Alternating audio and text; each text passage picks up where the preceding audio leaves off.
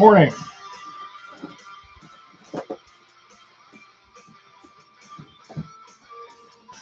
How's it going? How visible is this? Let's get it up a little bit higher because we're going to work on this mostly today.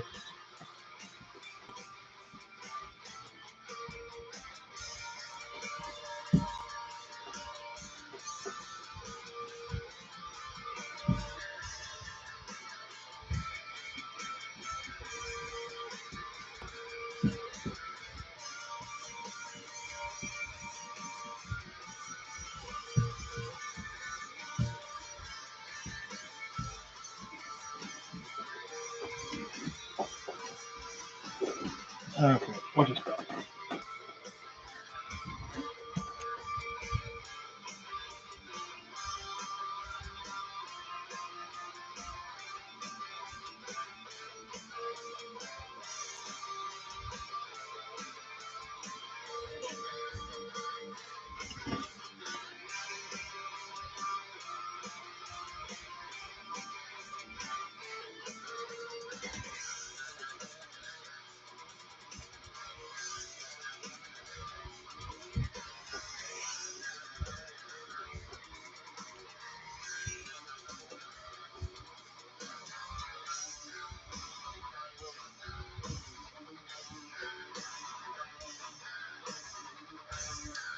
Okay, so I was thinking we need a bit more black in this.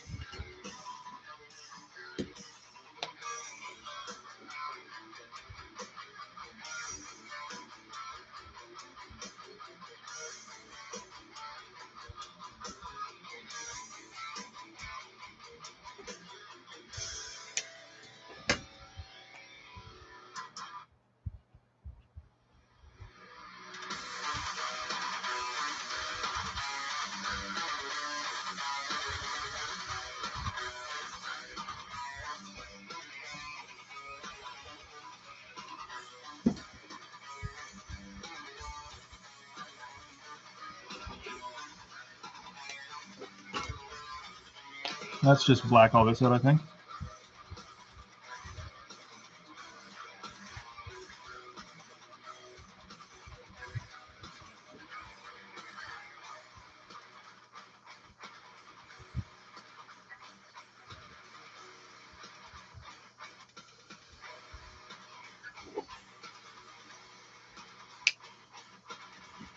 Hey, John, how you doing, buddy?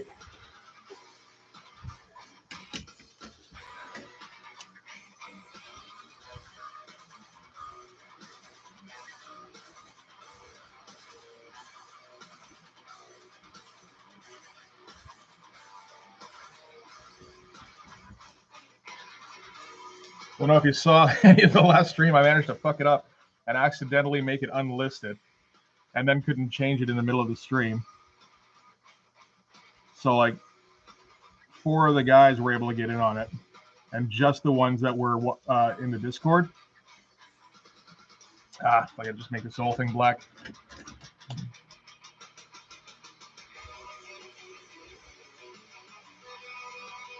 So we're trying to do that a little bit differently in future, I think.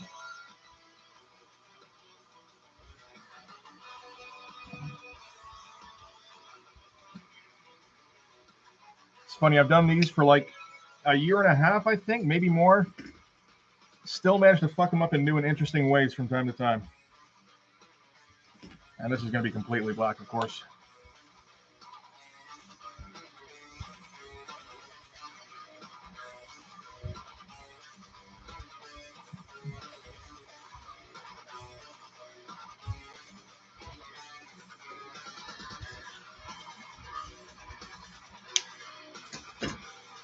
And we're probably going to need some more in here as well.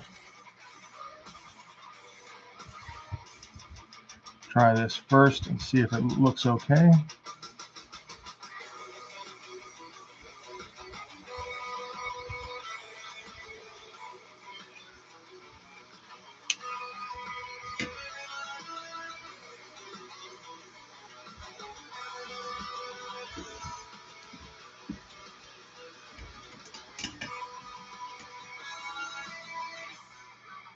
Hey, buddy. Thanks, man.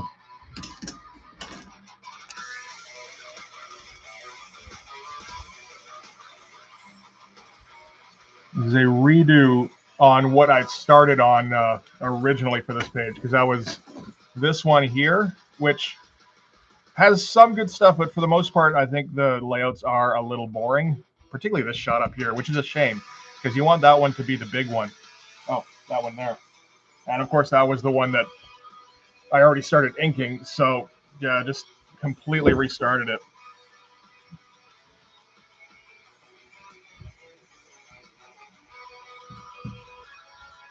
So that's the restart for this issue. I think it's tradition now to do one per issue.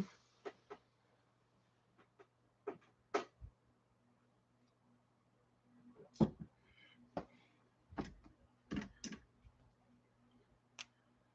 see here.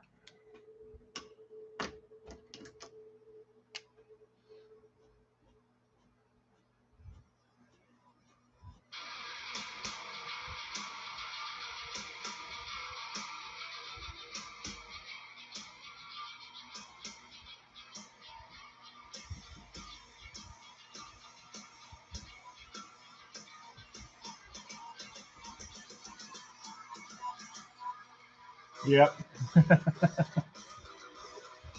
I'm probably pretty lucky in that I haven't had to do too many just yet.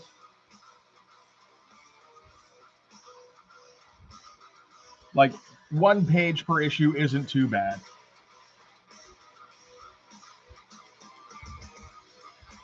Let's get this a little darker.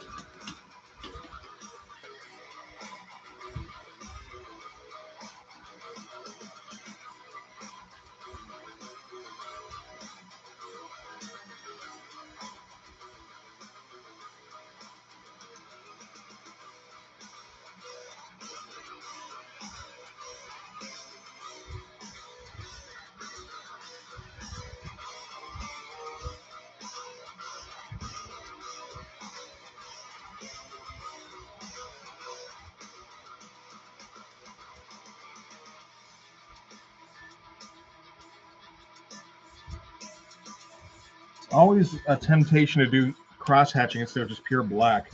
That's what I'm always trying to resist.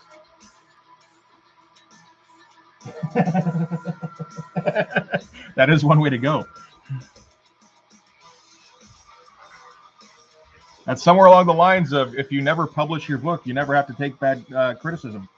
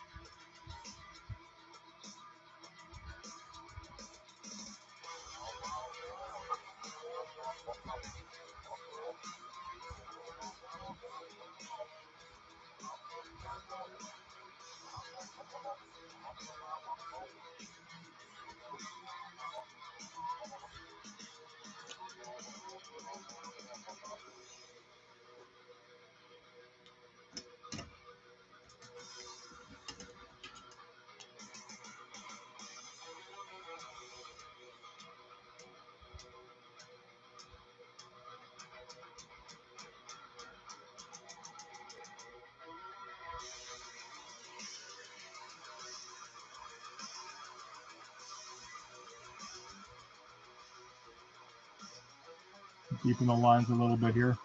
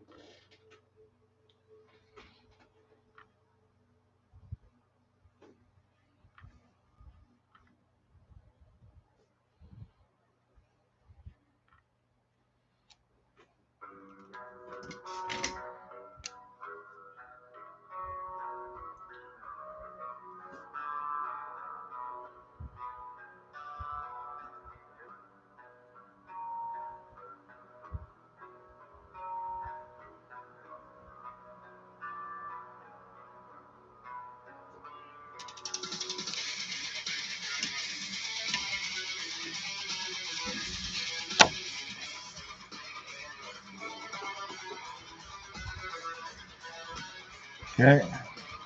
Let's see here.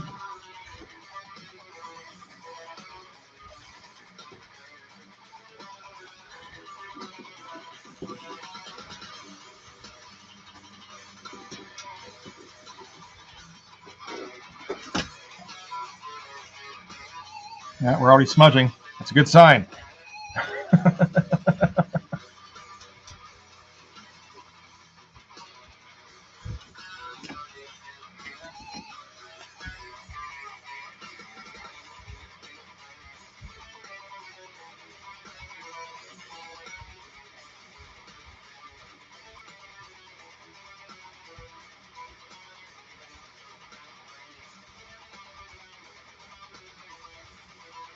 No, he's good.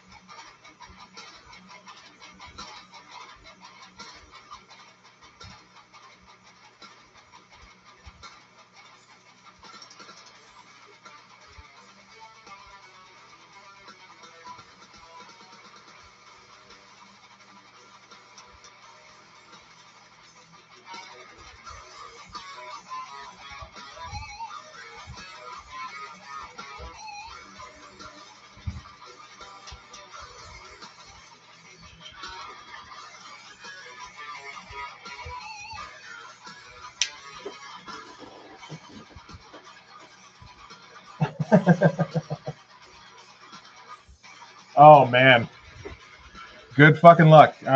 Sincerely, that's those pages can turn out awesome, but man, are they a bitch, right? You just gotta hope you get like you nail like everything you're hoping to nail, or like most of it anyway.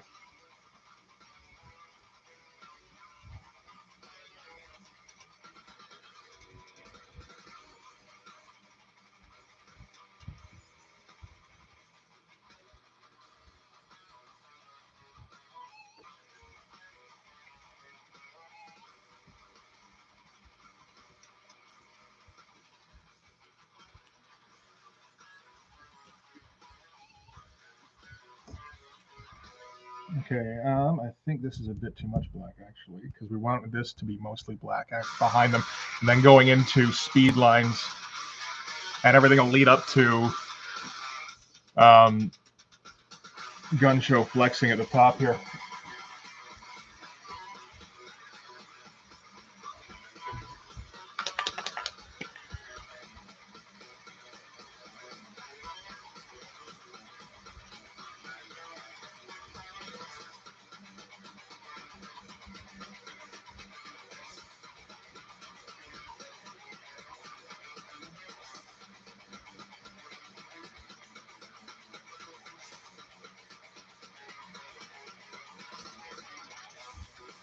I'll fix that after.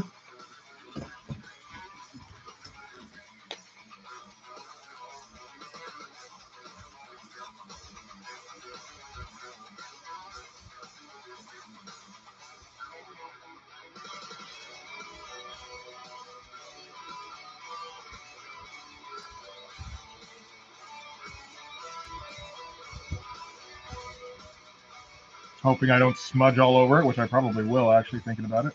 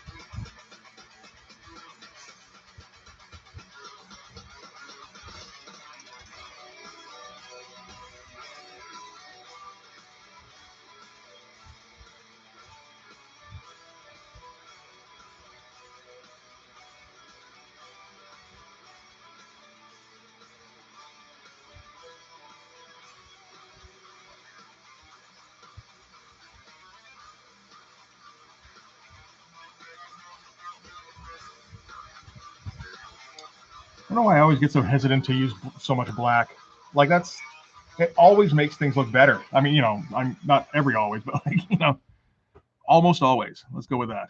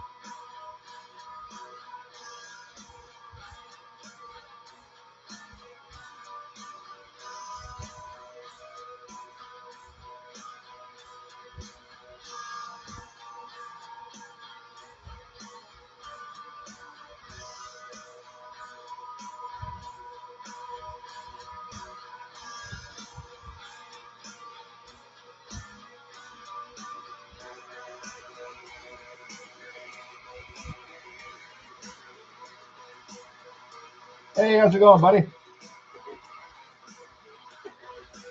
Good to see you.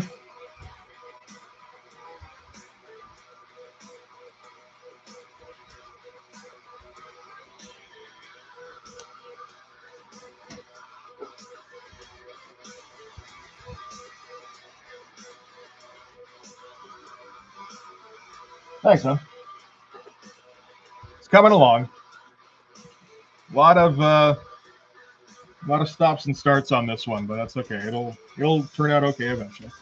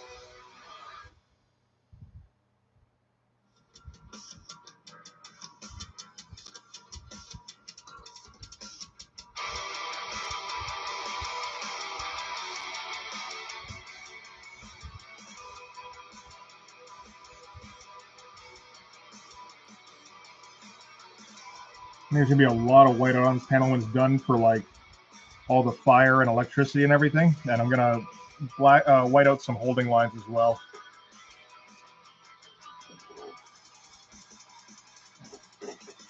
Hey, thanks, man. That was a fun page to work on. It's always fun, like trying shit for the first time.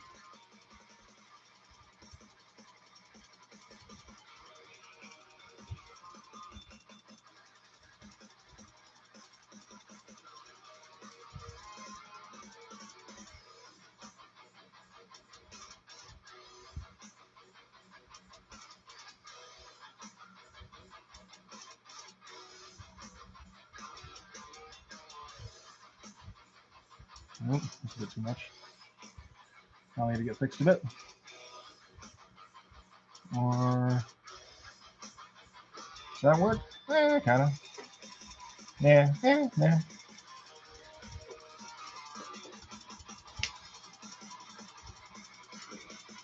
Yeah, I'm gonna go over it again with the whiteout pen so that it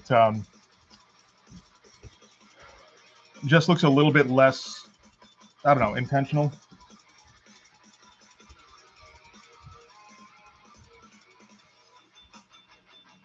Ah, fuck.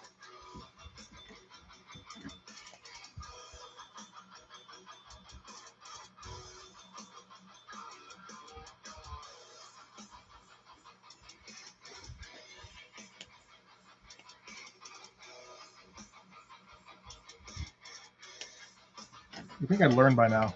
Never happened.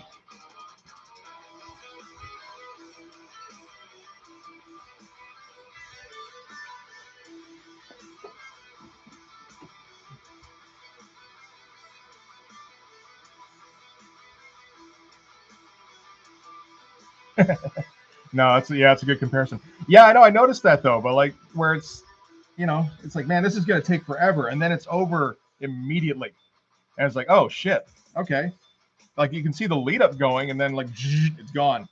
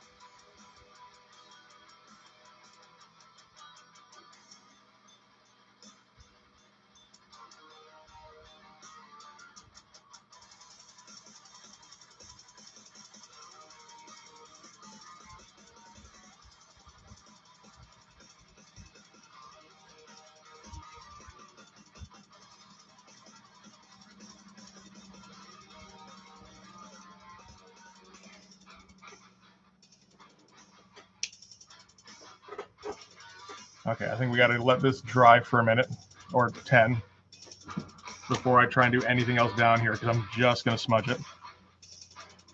So let's work on this guy a bit. So this needs to be redone a little bit.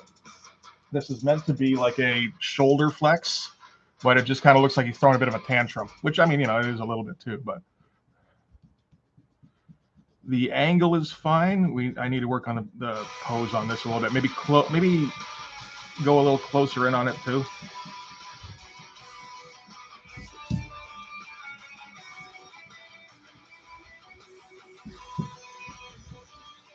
Man, I really dug into the paper on this one, didn't I?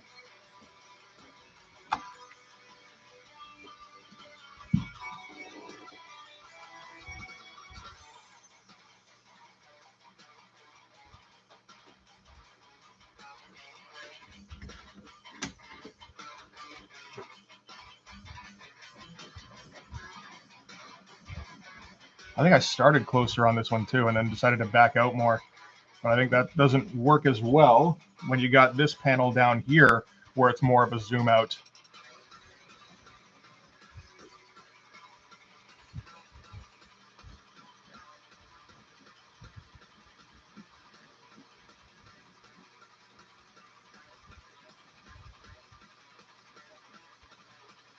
So this one's a little bit of a reference now, so I might as well milk it a bit with the expression.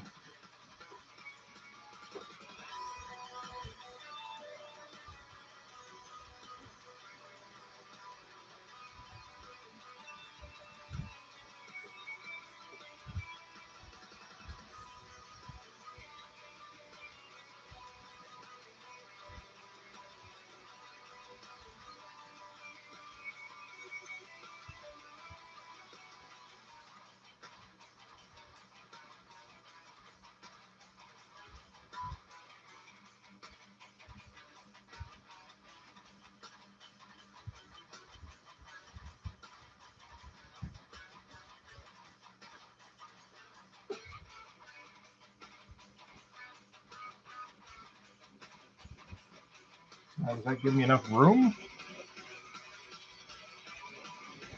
Not really. Okay. You have to back it up a little bit from there. It's going to be a tough balance. Maybe you should draw the figure first, because that is the point, I suppose.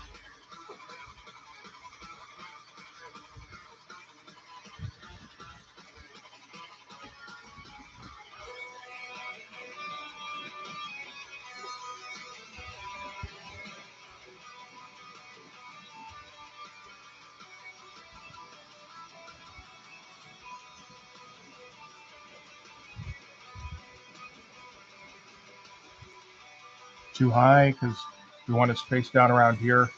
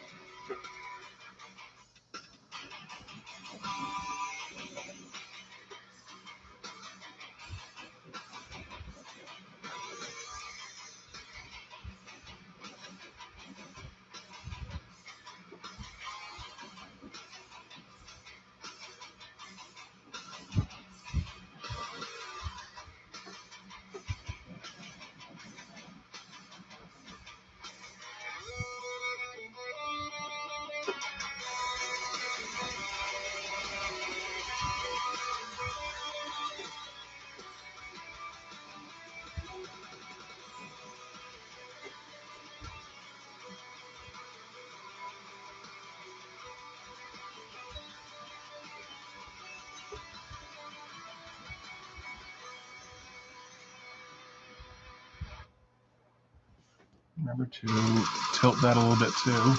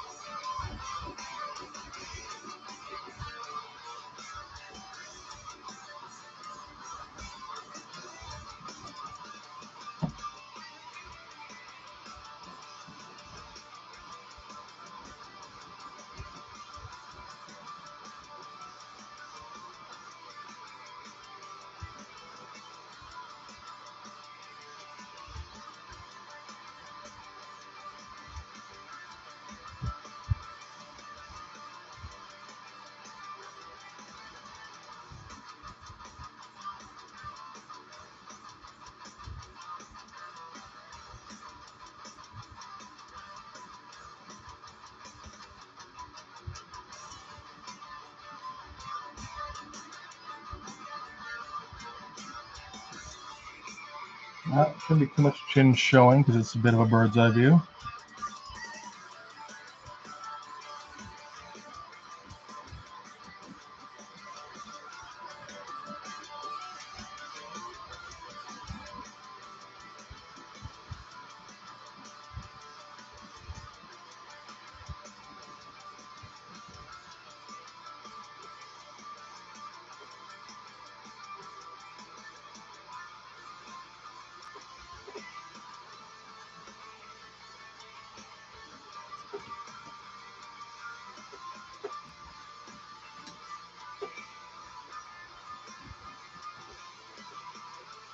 There.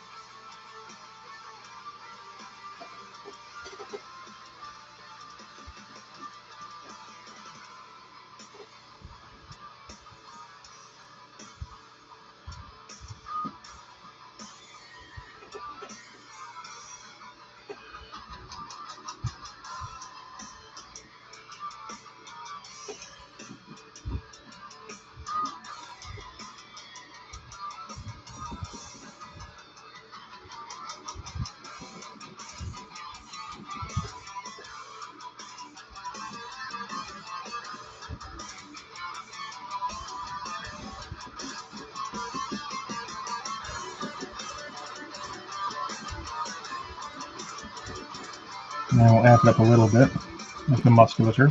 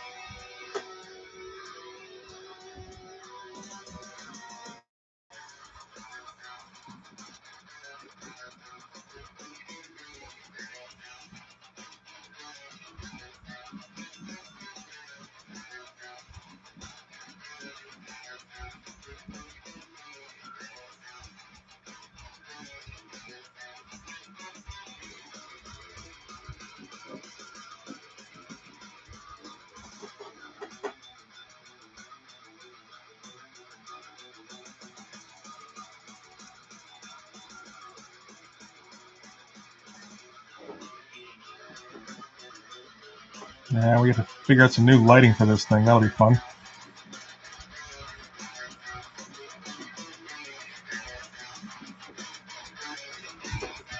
We're going for mostly front here.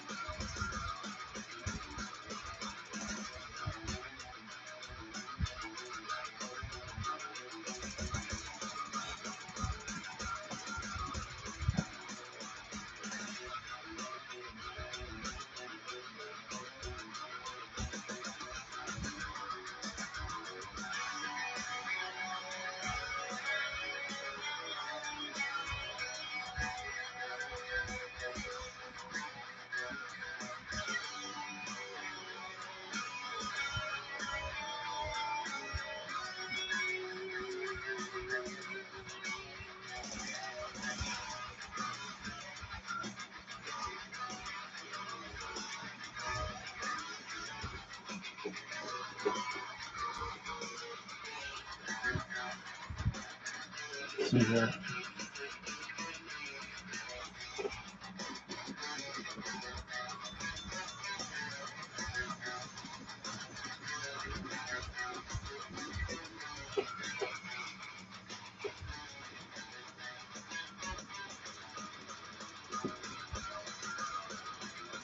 And again, we're going for the, we're going to try and get the crazy amount of veins and striation and all that shit, because it's Gun Show. This is his deal. This is what he lives for.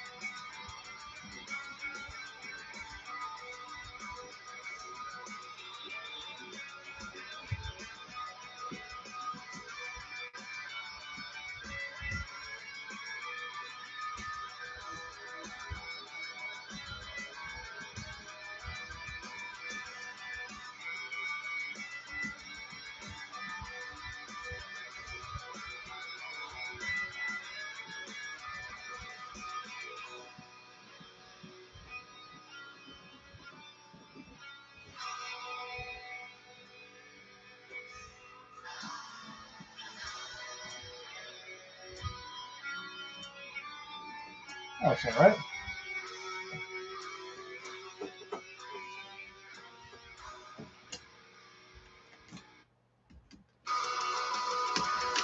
Need some O2s though.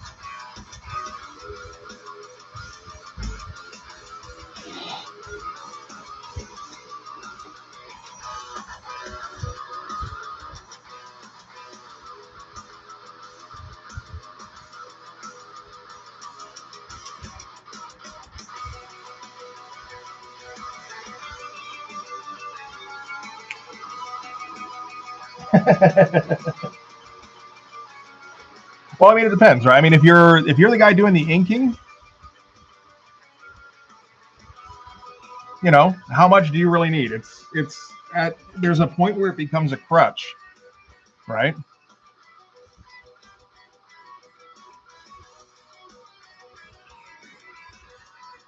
Like I think I probably stopped penciling way before that point.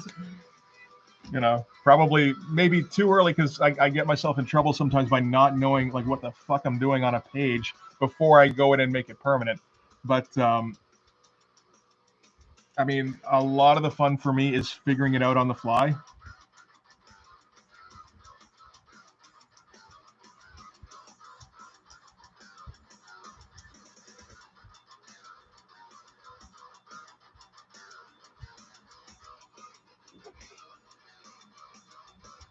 I just want an indication of the basic shapes so I have a framework to mess around in, and I'm going to mess around in a lot.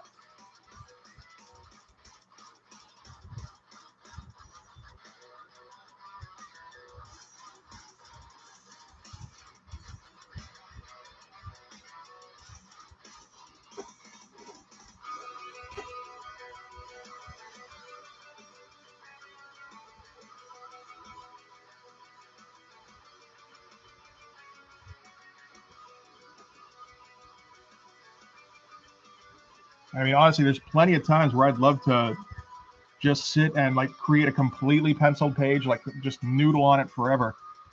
For one thing, that would take me way too long, and for other, I would lose interest long before anything like that ever got finished.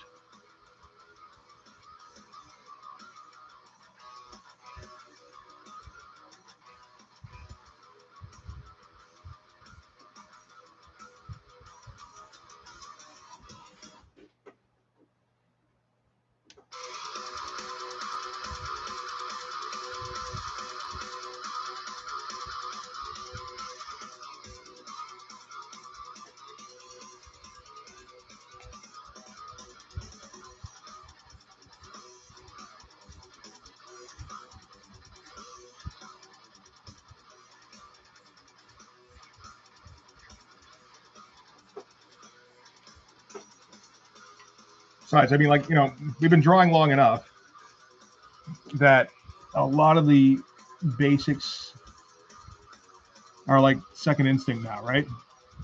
No, nowhere near 10,000 hours probably, but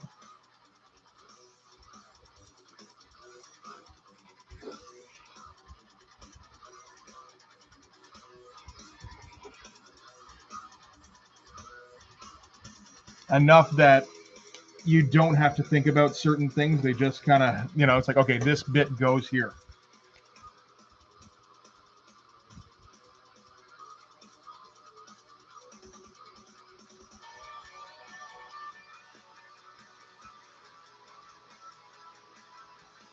So that just kind of eliminates some things that need to be figured out in the penciling stage.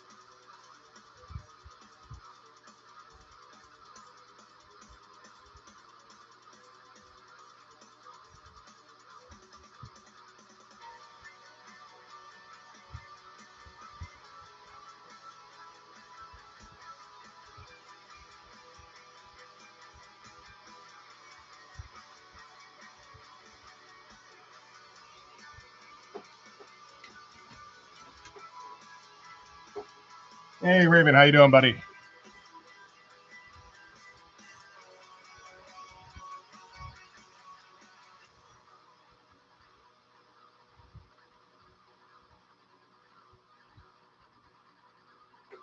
You see what happens though when I don't make these exclusive is that OK and Brain don't show up. They're exclusive only patrons now.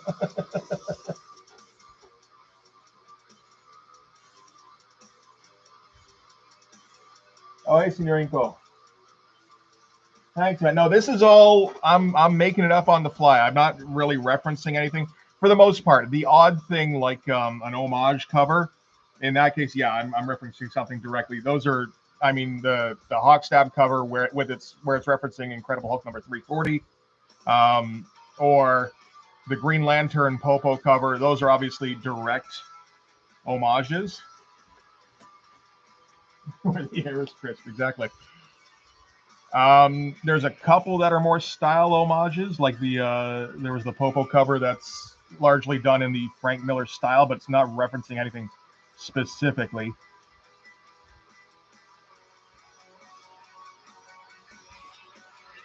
And then the actual pages themselves, no, I'm drawing them out and trying to kind of build up my repertoire of techniques a bit. So it changes quite a bit from page to page, actually, now.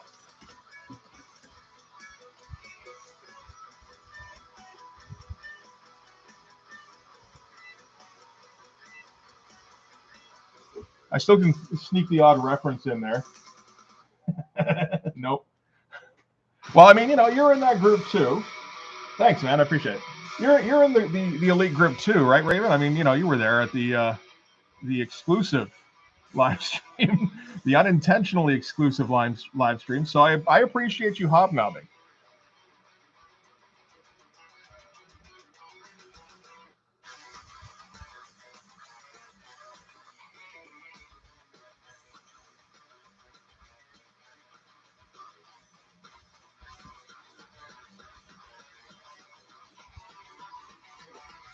Exactly.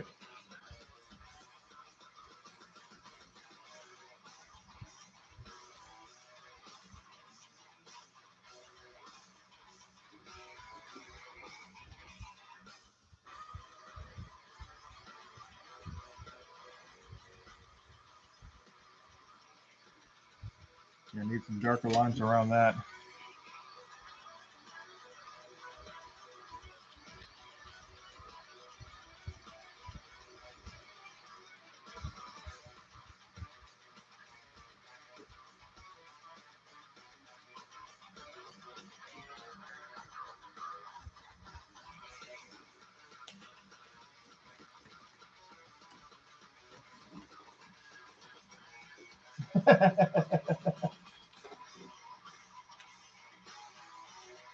Yeah.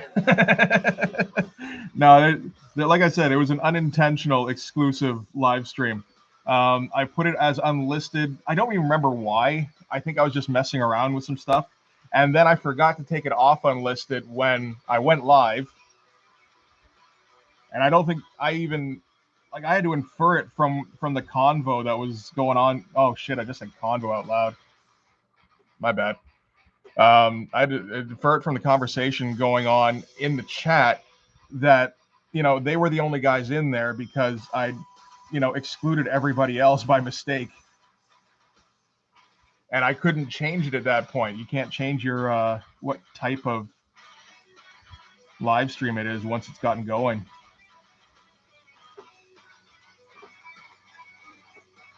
Yes, exactly.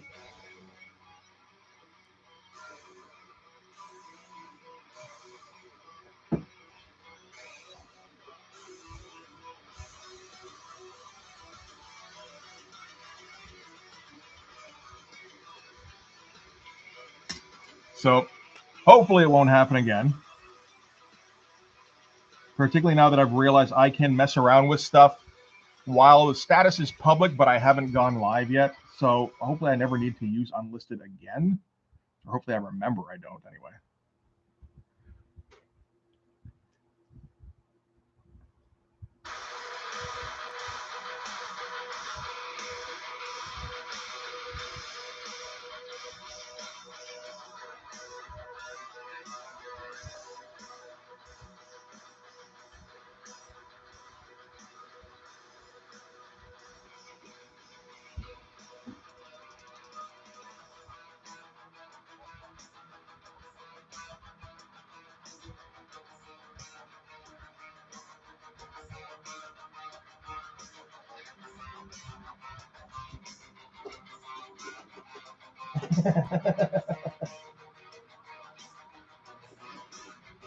Sure.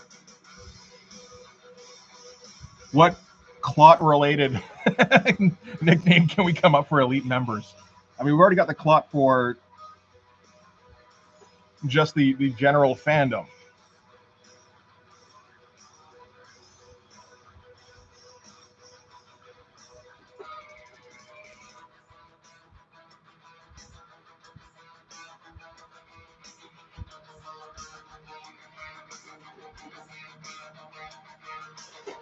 Platelets, sure. It's a good start.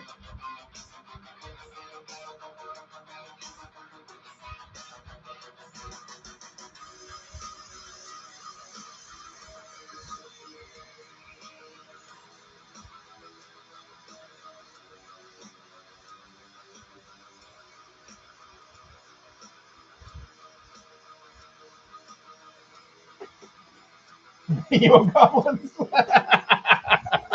I knew you'd come up with something, man.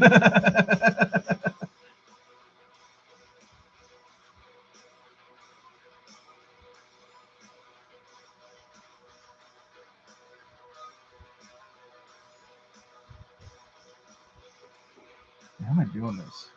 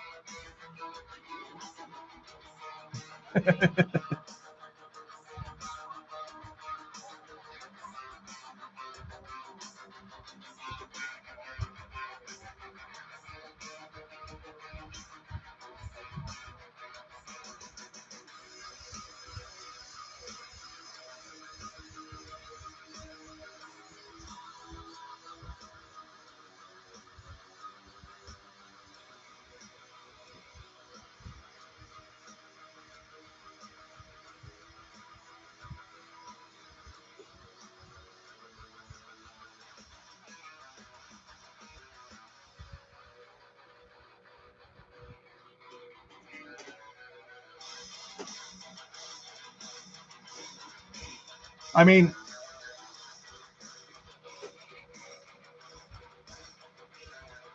I think I've thought about it briefly. The problem with that, of course, is that you have to get letters. We don't do fake letters, I suppose. Although, I mean, does anyone even read the fake letters?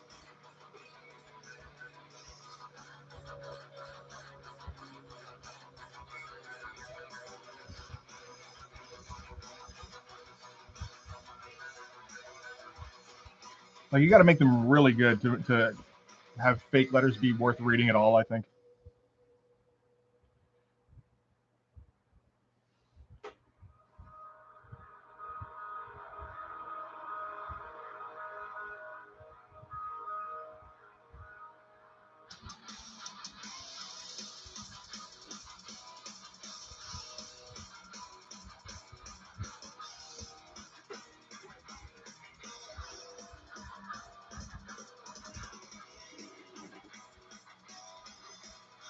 Forced perspective. Yeah, that's not. Oh, that's very good, actually.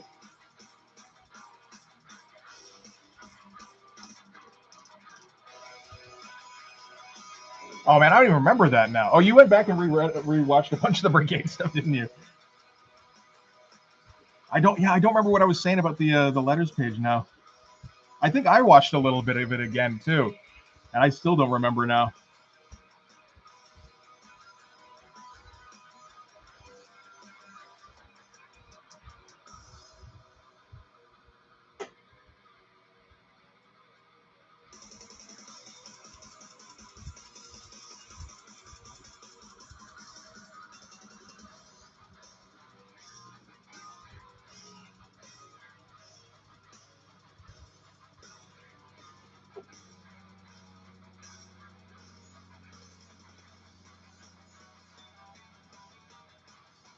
Yeah. Oh, right. That. Oh, I forgot all about that shit. Where, yeah, Eric Stevenson was. I assume it was Eric Stevenson since he was the editor, and he was just like dismissive to the, to the people who were writing in theoretically.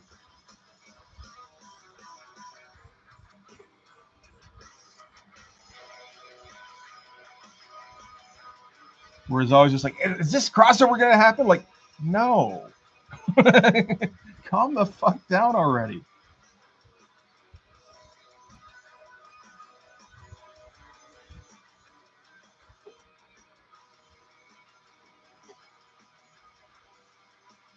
That works too, for sure.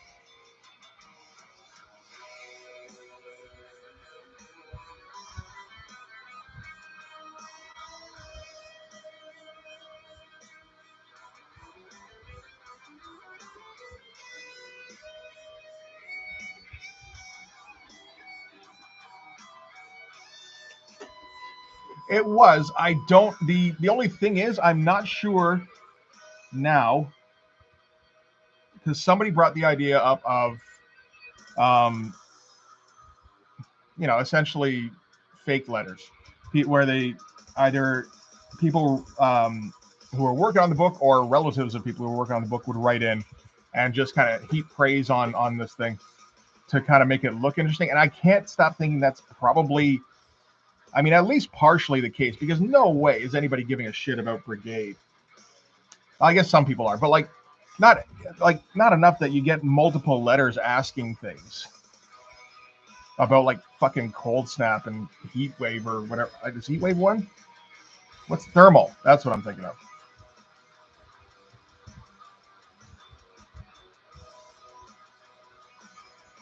Although the idea that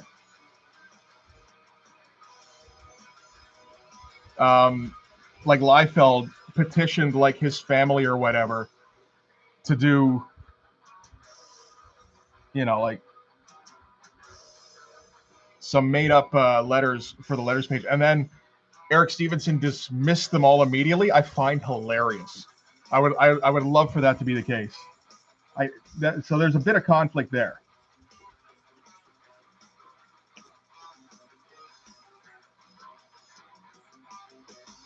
Yeah.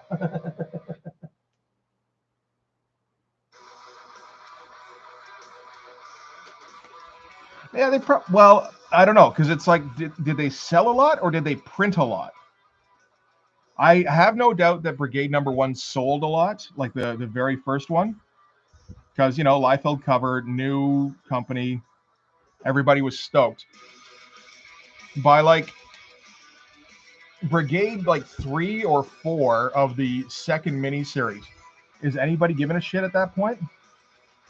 When you know it's Merritt Michaels every time, and that the story is going nowhere. I mean, you know, it's like 10 and 11-year-olds reading it, but still, like nothing even remotely interesting happens in that book.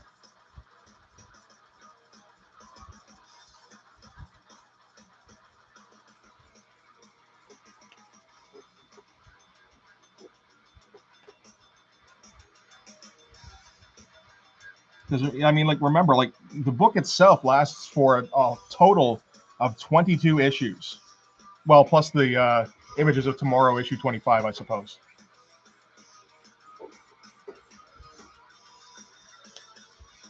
So, like, how long was Rob just floating that book because he wanted to have multiple books, and it's like losing money every month?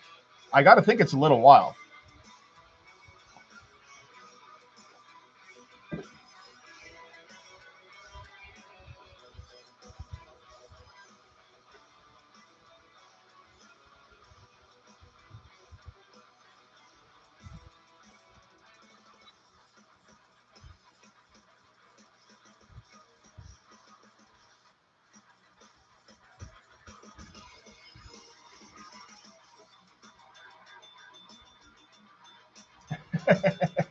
Oh, let's hear it.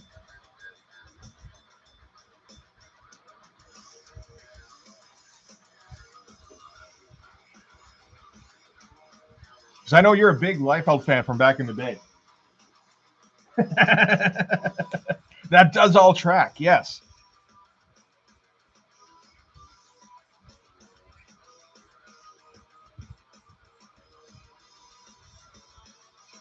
Oh, I like how these shoulders are looking. I gotta try to remember this.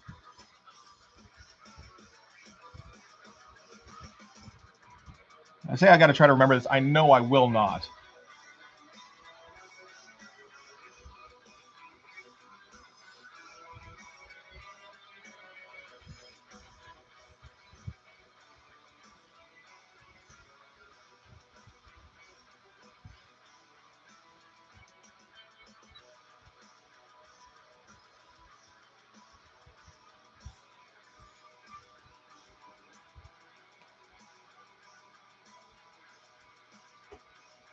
Hey, okay, how you doing, buddy?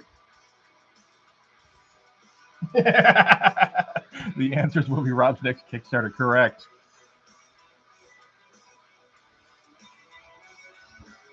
And he'll make $15,000 on it, just enough to call it a success, but not enough for it to be anything more than an embarrassing success, just like with Brigade.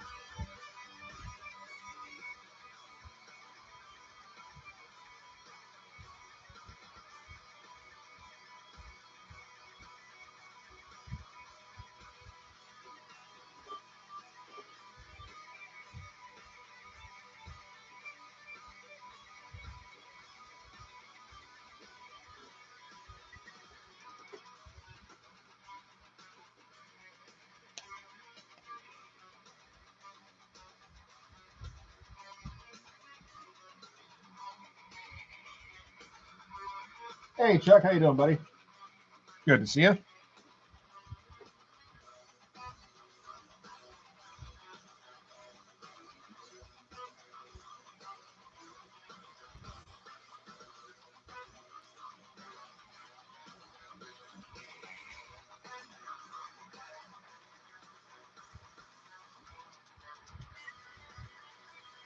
So wasn't there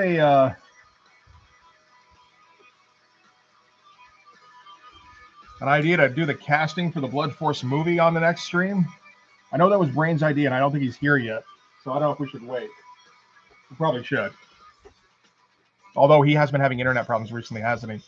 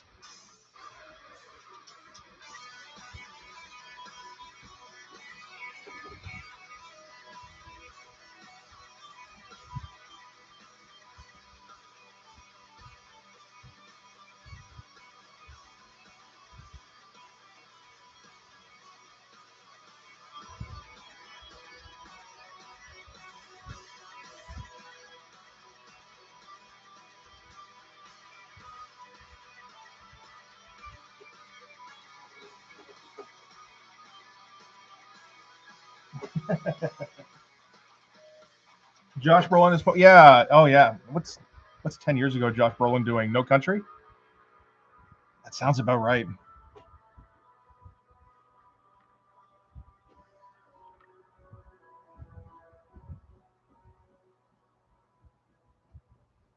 I could definitely see that.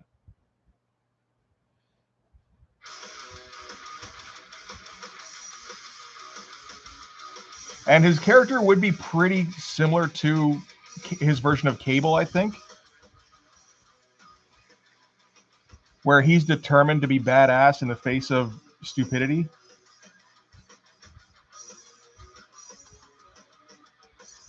Yeah, that would work.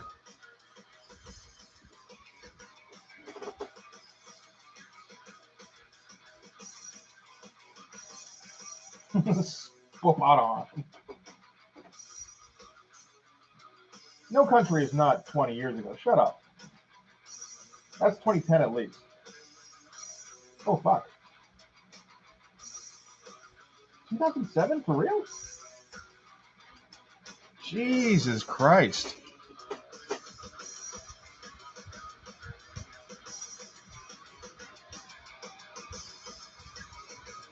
Because I worked in a video store in 2007. I don't remember that coming out. Or maybe I just wasn't hyped for it at the time. It took me a while to check out No Country, and then I wouldn't stop watching No Country for a while.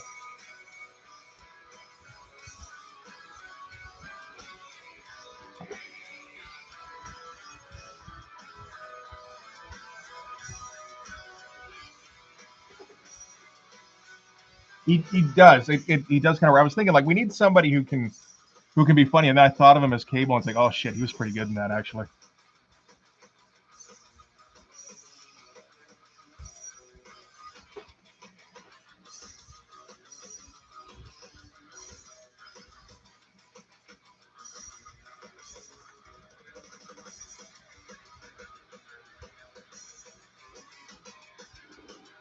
I have no idea where this light source is. It's like I have like a vague idea of something in the front. And that's kind of it.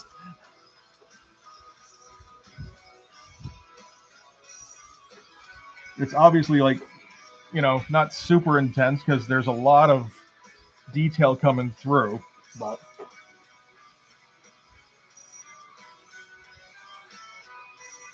you need brush pens in the package of the blue template subsource. You need brush pens.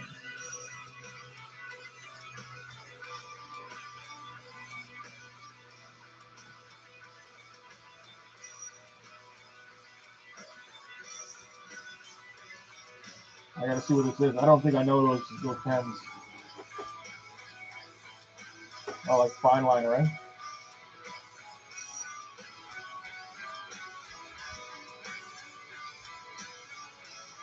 Oh, I don't know. I always get my templates separately. Like, or at least I always do. Like, I've done it more than like once or twice.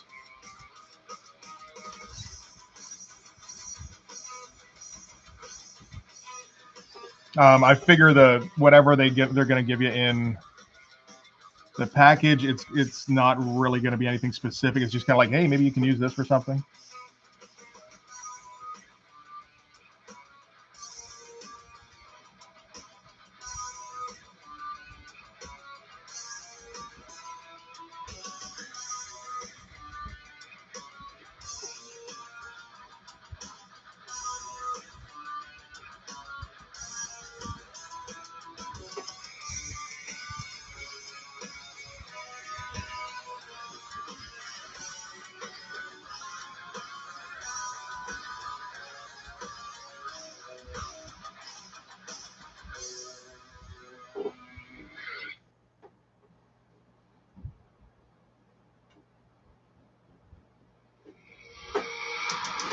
Hey, Brain, how you doing, buddy?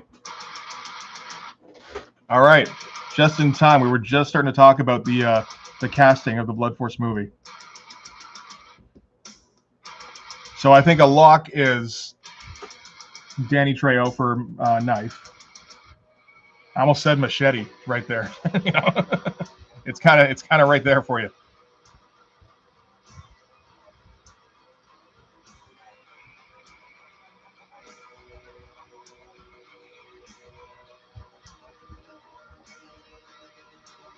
And we were saying Josh Brolin for Popo. I do like that choice.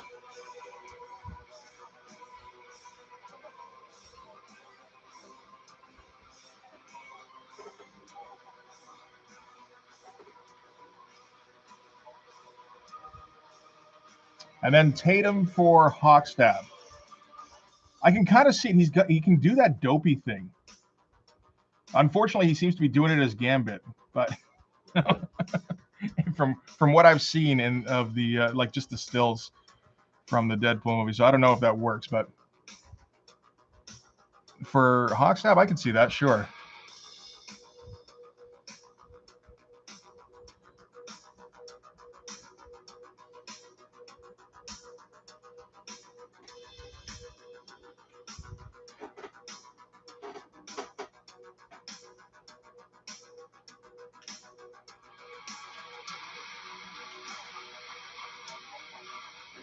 Liefeld does not get a cameo, or he will try to claim ownership.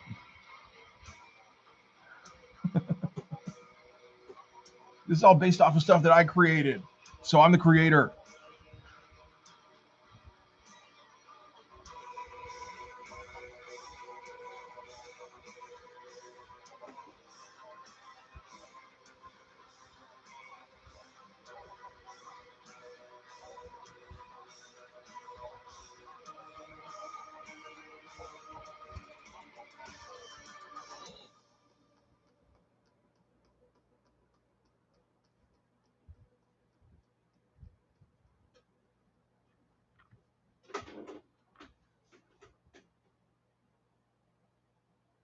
Yes, and I mean even down to the head sock, right?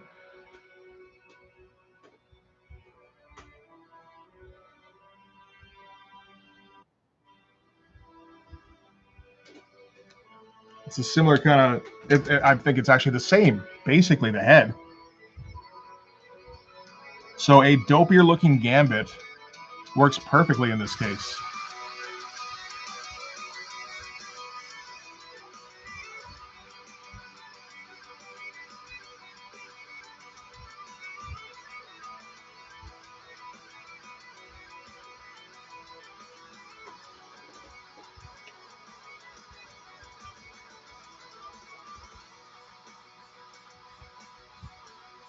Oh, I just saw Monty's message in Discord. That sucks.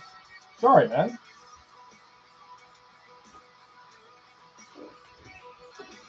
Shock Block he's the tech guy with electric powers.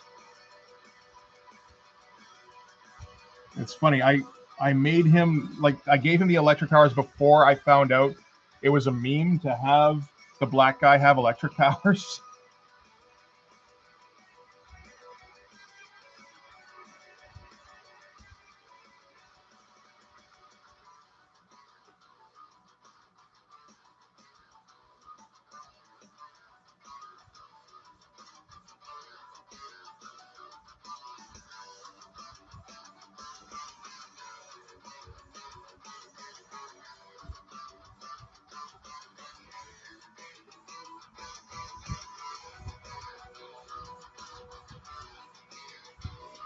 gigantic slabs of thighs here.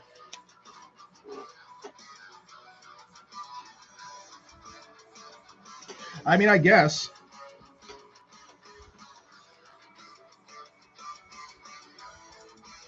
It was just kind of like, I need somebody to be the black guy, right? Because it's Captain Planet rules. Didn't go with an Asian guy, which I really probably should have at some point, but I think it's okay in this case because that was that was when Blood Force was strictly an Image parody. Nobody at Image drew specifically Asian guys. I mean, you can say that Jim Lee did because everybody looked a little Asian when Jim Lee drew him, but you know, the white guy sure didn't because, like, man, that's kind of hard to draw. Not very often, anyway.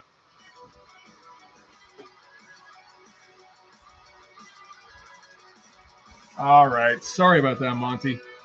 Hope that gets fixed for next time, I guess. You're just going to have to watch on the the casting call. I mean, you can pitch in on Discord. I'll probably hear when it comes up.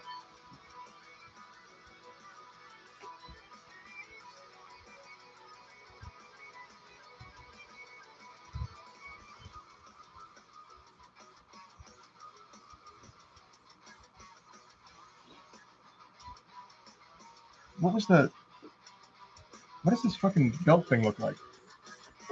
I gotta get that flex page out. Hang on.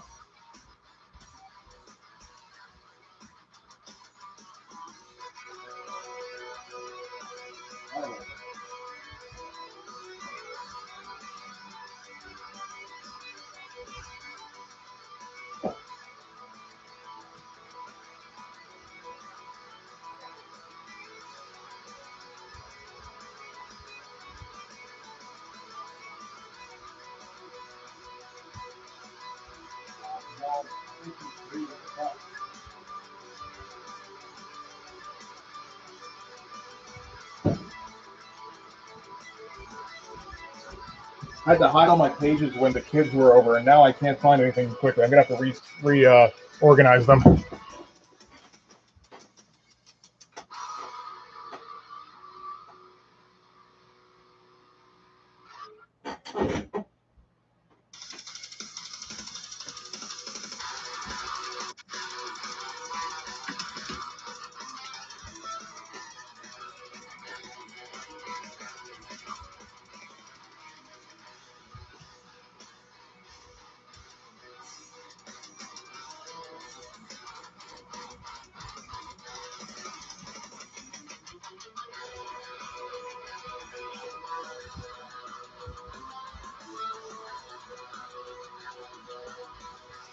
Fucking cod piece of doom over here.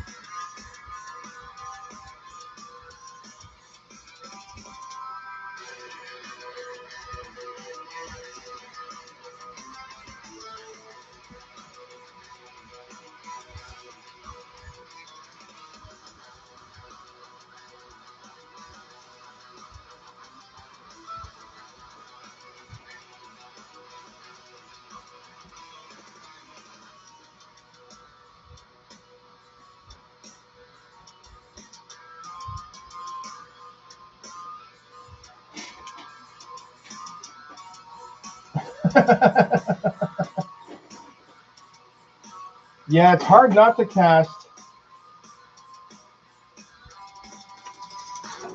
Oh, what the mic? Okay, I gotta pick one.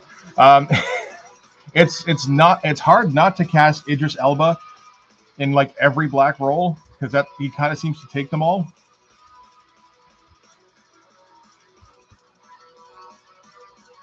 At the same time, you don't want to just go Snipes.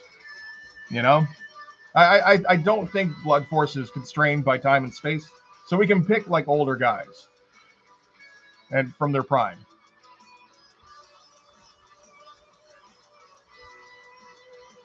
And as for my kids, I mean the little kids obviously have no idea what I'm doing. The grandkids, fuck's sake. But yeah, I mean like they're super stoked that I'm doing comic stuff because you know it's. I think they've always liked the fact that their dad can draw, but he never really did anything with it, right?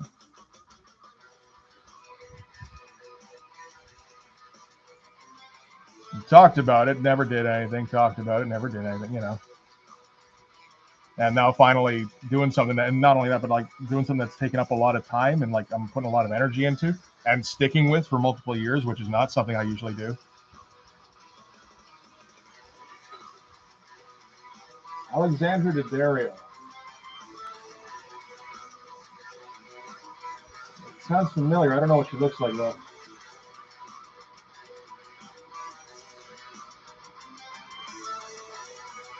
Oh yeah. I don't know what she's from. Cute though. She works. Sure, for sure.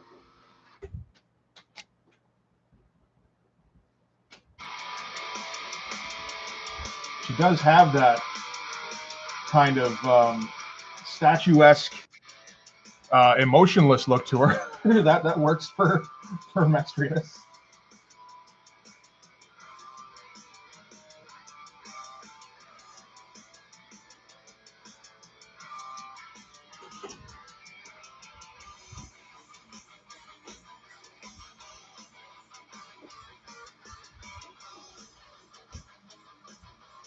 Let's see here.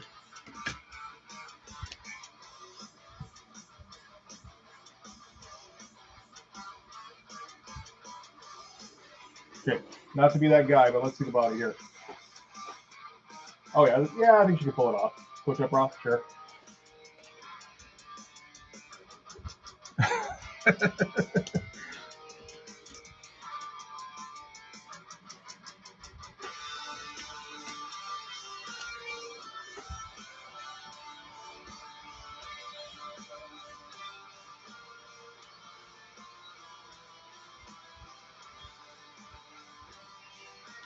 Let's do a full on.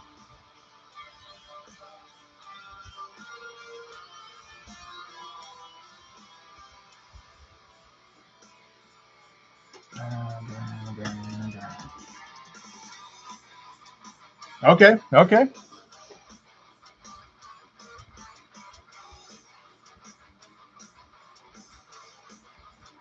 Means I gotta watch TV though.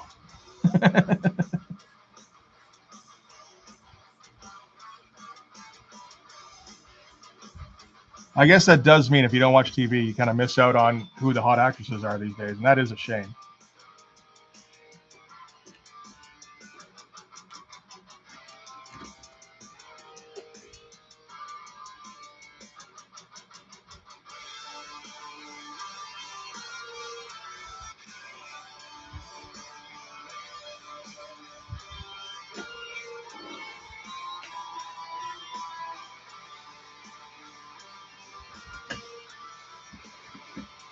All right, Monty, we're thinking about you, buddy. Just flashing back and forth between him and the Discord here. It's interesting because now you get an idea of just how what the lag is in real time by me reacting to the Discord instead of the YouTube chat. Okay. So is that the season I should be checking out for Alexandra Daddario? It's season 1. Because I mean, if I'm just watching one season, that's fine. I can do that. Tell people it's research or something.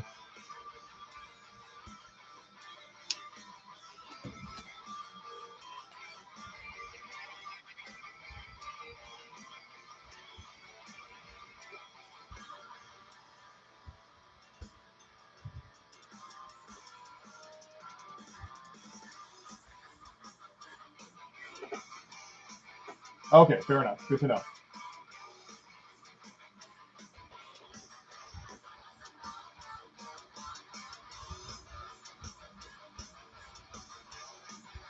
That's Matthew McConaughey, right?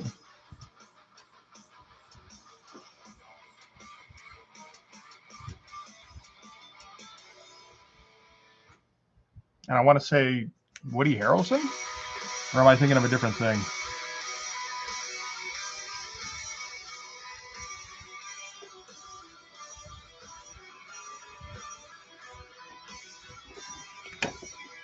No.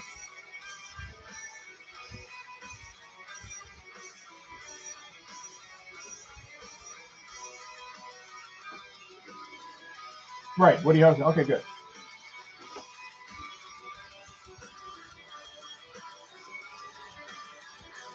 I think I like watched like 5 minutes of that, and I probably got distracted by something, and then just never went back because I don't do that.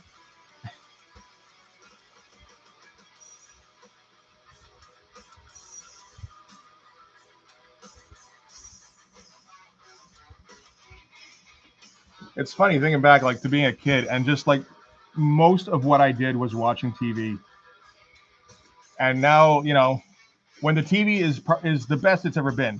No, I mean I was gonna say probably. It's not even probably, and I just can't be asked.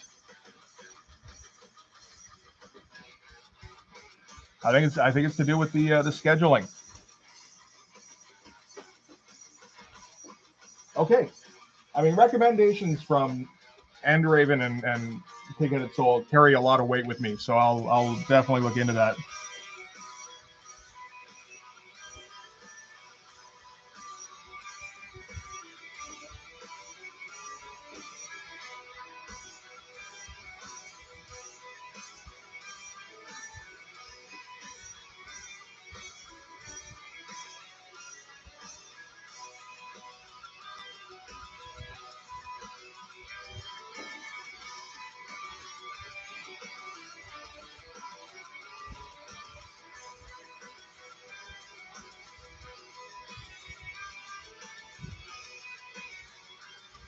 I guess I got to figure out these hands, huh? Yeah.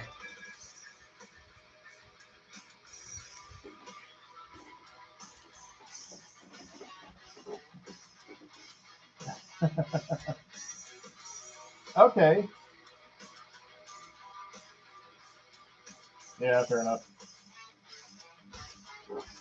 But I take time off drawing occasionally, every once in a while. I can watch at least an episode or two and see if I get into it. And for Popo, we had kind of tentatively decided on Josh Brolin. 10 years ago, Josh Brolin. Maybe 17 years at Fox, because that's when No Country came out. Yeah.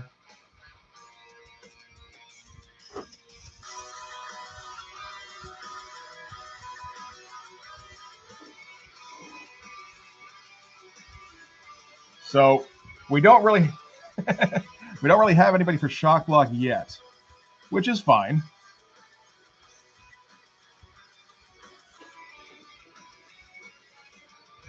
It's a little tough because like they just keep casting the same guys over and over for shit, don't they?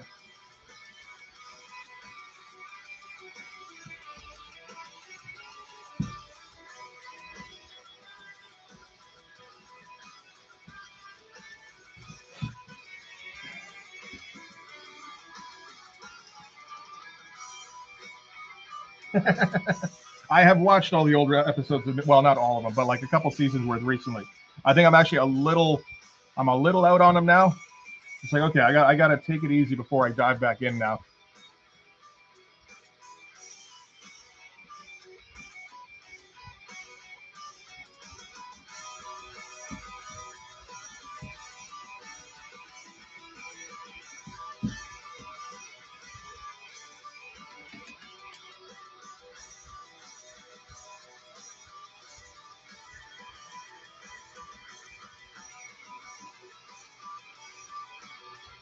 Michael Jai White, that's the one. Thank you. Okay, that is yes. I think I said him before because there was that Q&A thing I did before. Whatever. And I think that was the idea for Pope or for Shockblock was Michael Jai White. That makes a lot of sense.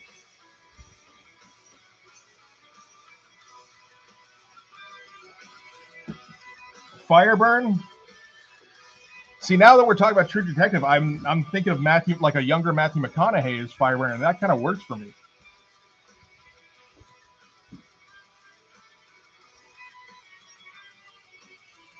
Yeah, no, that guy. What is he like? 55 or something? Michael J. White, and he looks like he would still kick everybody's ass. He looks like he's 30.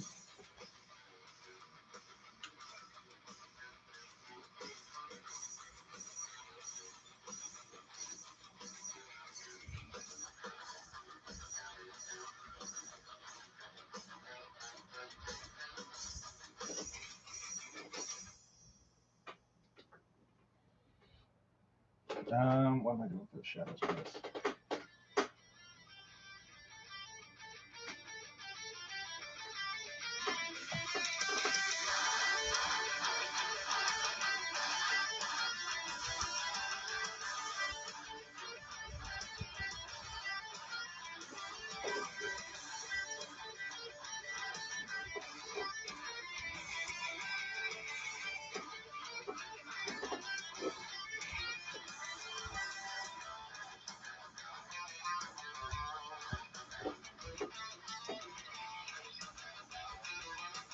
That is true, and yeah, that's true. He probably could still pull it off.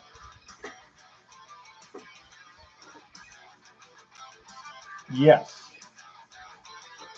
No, that's. I was thinking like Hard has to be like 1975 Arnold, but it's like no, our 1975 Arnold is nowhere near big enough for that kind of character. CG has to be the way. Trying to think who does good CG voices. Or what is it? VO. There it is. I don't know those guys very well.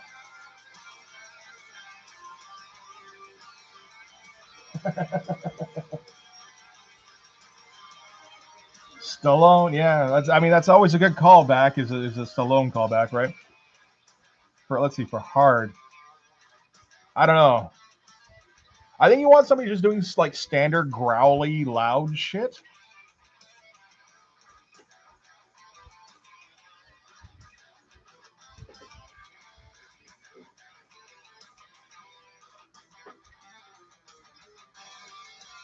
You get somebody too recognizable, and it's like, eh.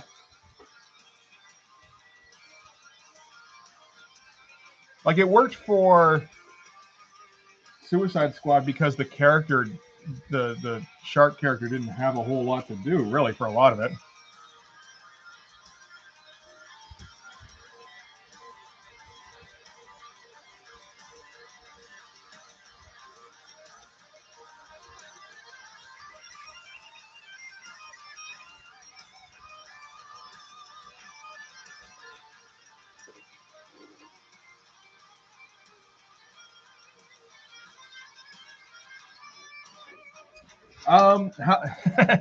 Hard is situationally articulate, I would say. Where like he can talk in not dick jokes. I've had him do it a couple of times. It's not very often. He's very determined.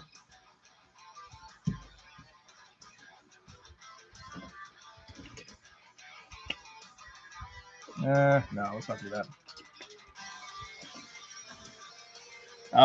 And if a dick joke does require a bit of, because a lot of them are just double entendres, but you know some of them get to be a little bit elaborate. So if that's what it needs, he'll find a way, you know.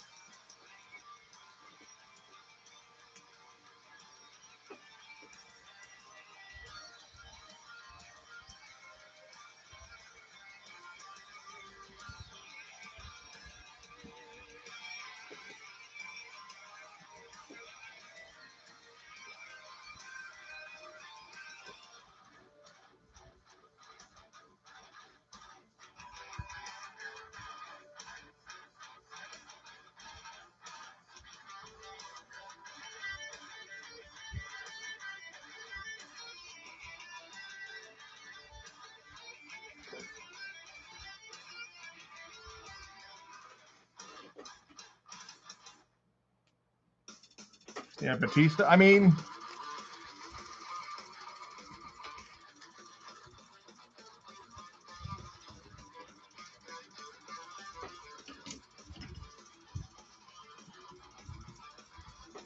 I don't know. I feel like his voice doesn't have the bass it needs. Thinking about it. I mean, I guess you can always alter that. Do we just get Vin Diesel? I think maybe we just get Vin Diesel. Brendan Fraser. Sure.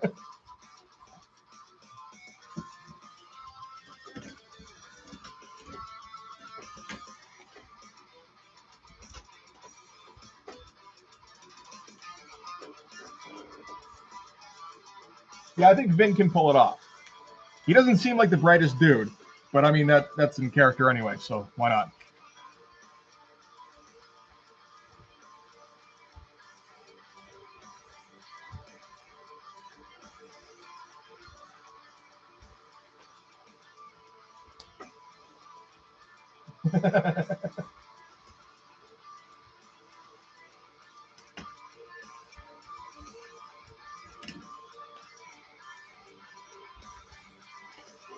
Are we missing anybody?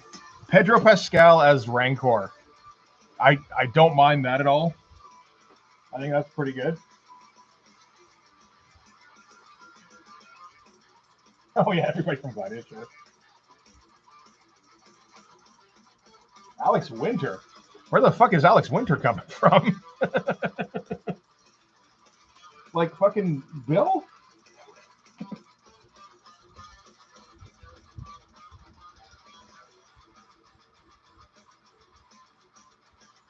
Oh, that was who I was thinking of for Gun Show, not Hard, for 1975 Schwarzenegger, which is still a little small, but oh, you know what you do? You just get Alex Winter to put on one of his fucking prosthetic suits.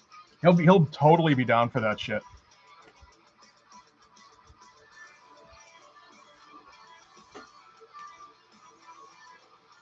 Yeah. And when they're in the prison world.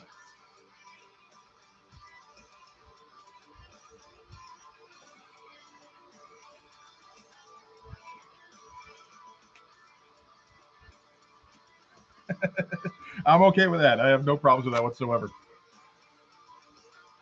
I still need to finish this fucking head. I'm like,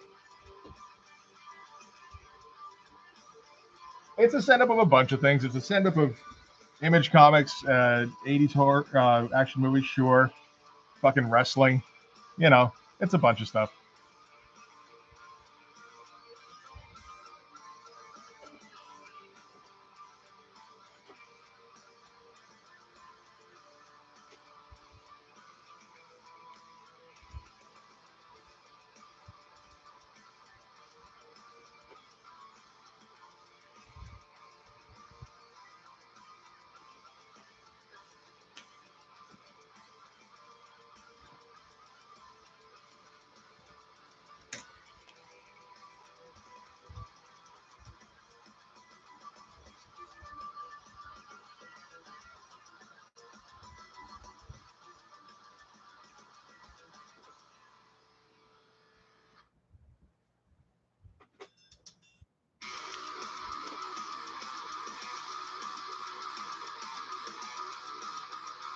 No, yeah, I see it in the Discord there.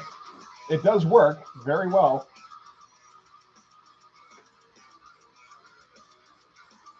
And apparently, it didn't look like it limited his range of motion too much either, so that works.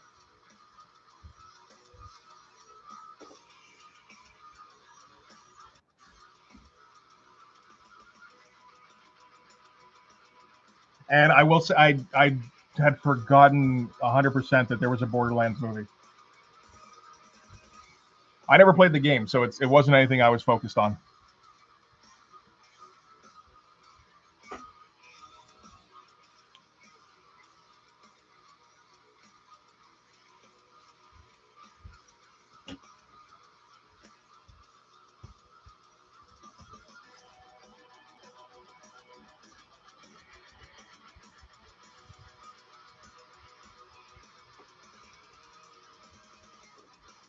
let's do a bit of a pencil here for whatever the stupid design is on his outfit.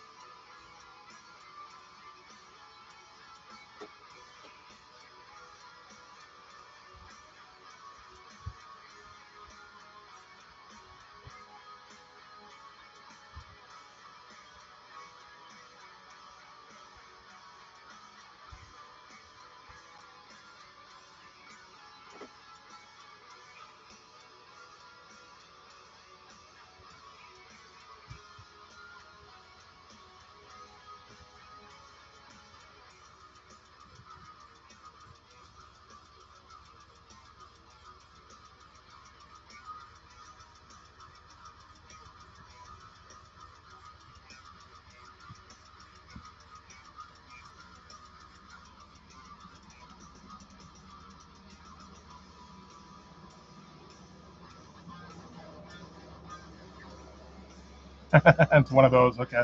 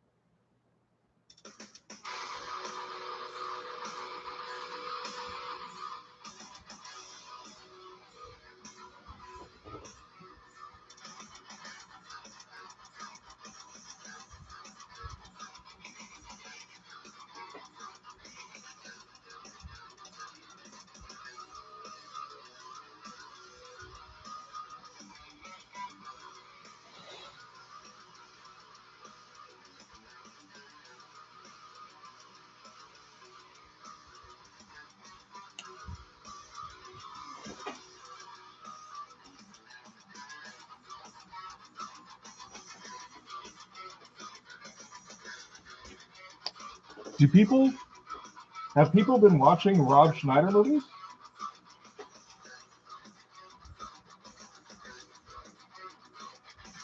Like ever?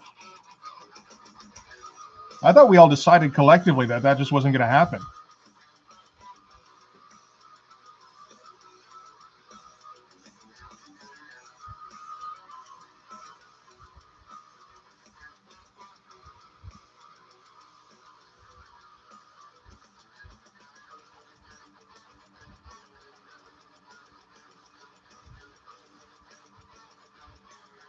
Oh, wow, that's a whole lot of smudging. Oh, well. Fix that up eventually.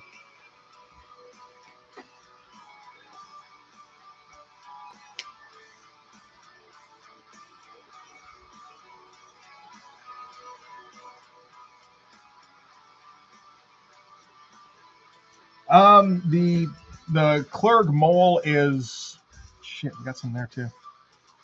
This stuff is like, I like this pen or brush, whatever it is, but like, man, does that ink stick around wet for a while?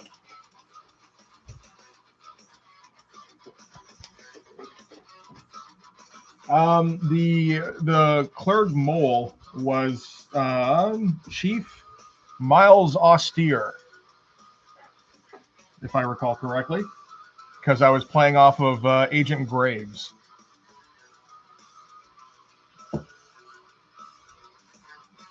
Oh, Bob Sapp? I know who Bob Sapp is. For Shock Block? I don't know about that.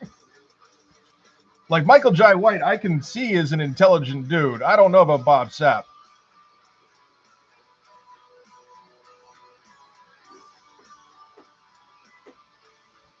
I can see Bob Sapp doing hard.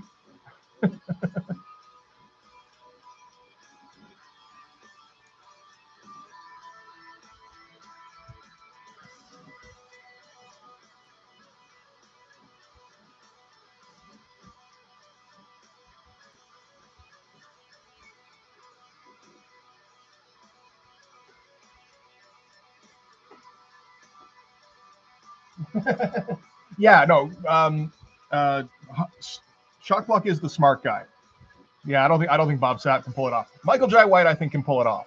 He's he's not only he's smart and I want to say something other than sassy. That is kind of his character. Cynical, a little bit meta.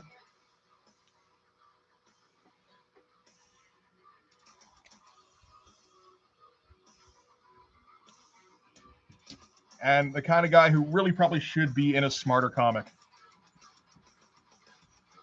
But he got stuck with this crew because they're the only ones who have like things you can use electricity powers for.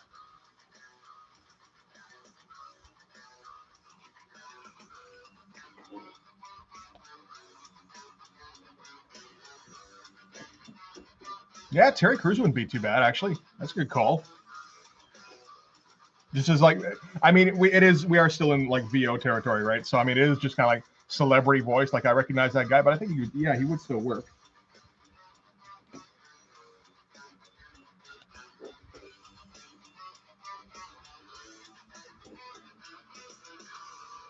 Dana Carvey.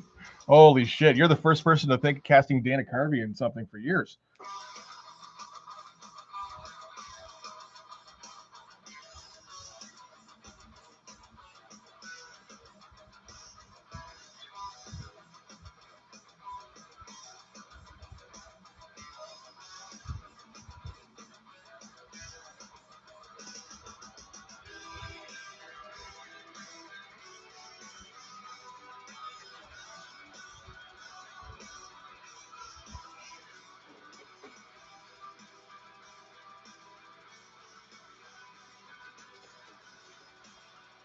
Okay, yeah.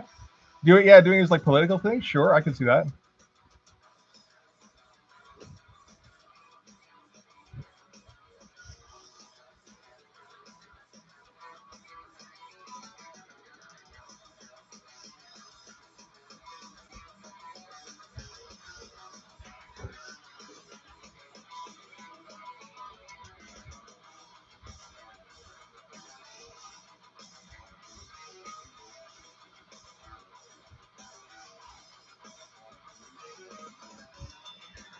It's a bit of a shame because I kind of like how the muscles here work, but it's okay.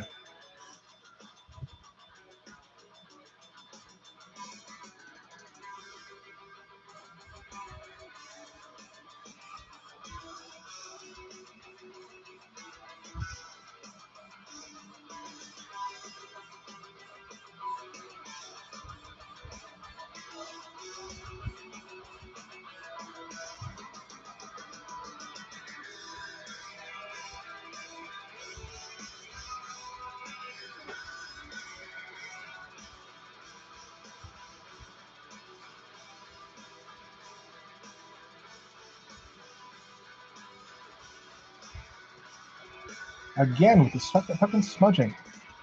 Shit's sake. Nah, that's not gonna work. That's okay. We're getting in there with the whiteout pretty soon anyway. It's gonna be all over this fucking page.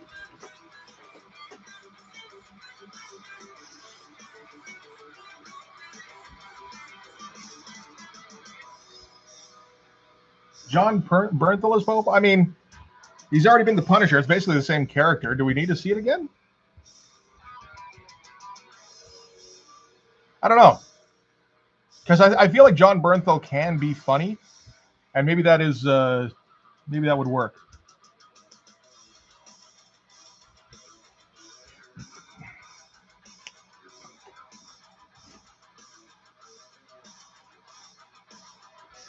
Oh, your tutorial. Shit, I forgot all about it. God damn it.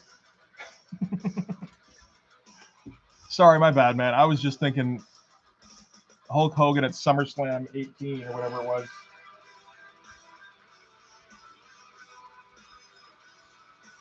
think it was 18. The one versus The Rock.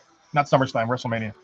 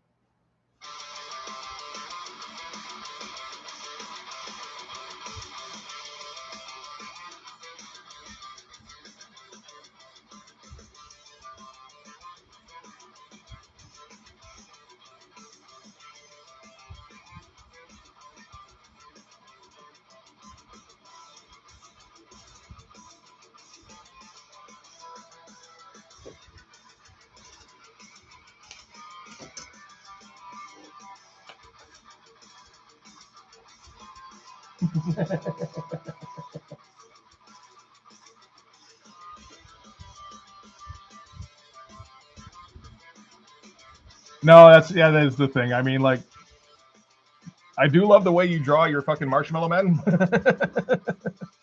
For real. But it doesn't 100% fly in this. I mean, I might get a guy like that at some point, but it's going to be its own specific joke if I do that, right?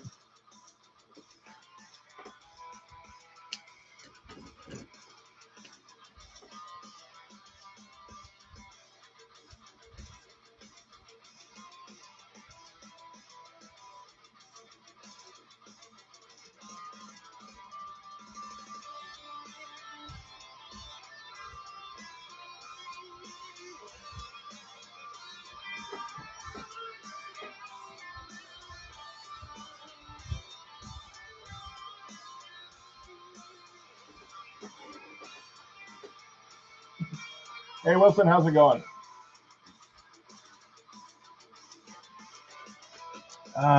Crazy but logical.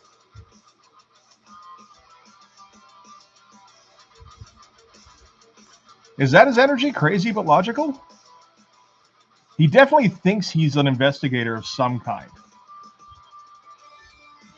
I just realized that all this stuff isn't going to show up on the actual page because this is probably around where it ends.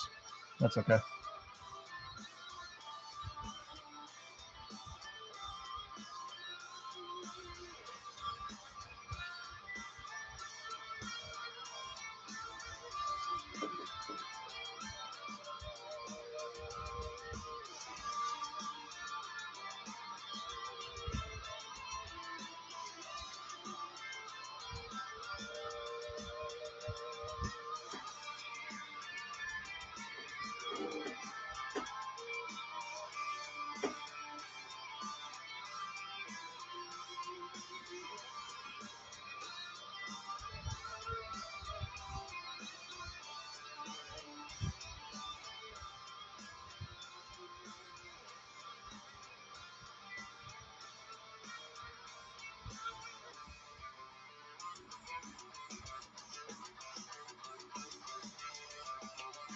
I mean, how many current actors who are a draw are under 50? I don't feel like there's a lot.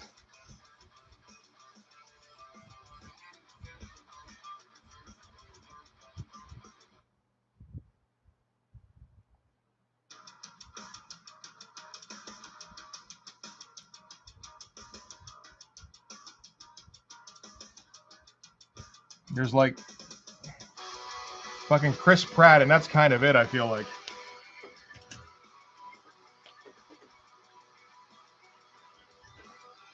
And yeah, I also haven't seen Deadpool versus Wolverine. I'm going to wait for that to stream.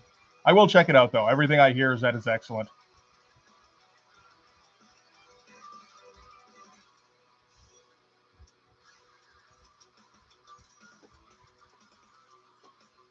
My son went to see that, and he loved it, which isn't always, like the standard of taste or anything, but combined with everything else I've seen, it's like, okay.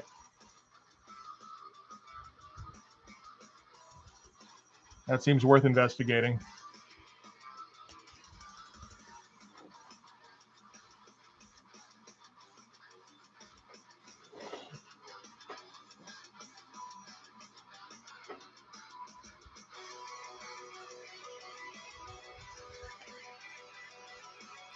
And I don't think we need Chris Pratt. And this can be the one franchise he's not a part of.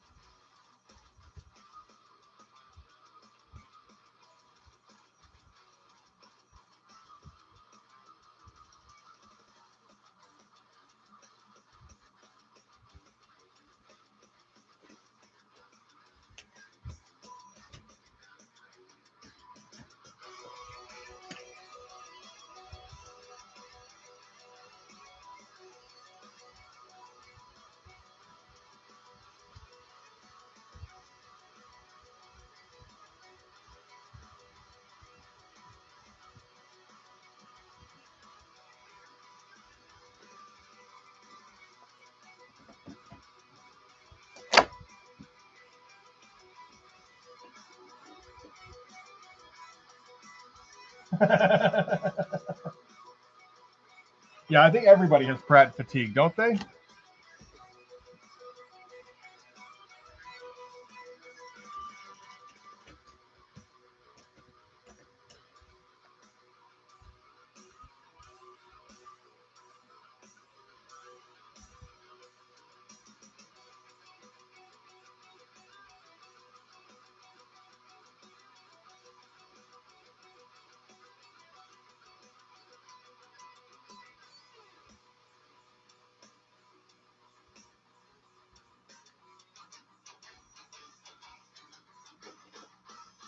Oh, can't stop him.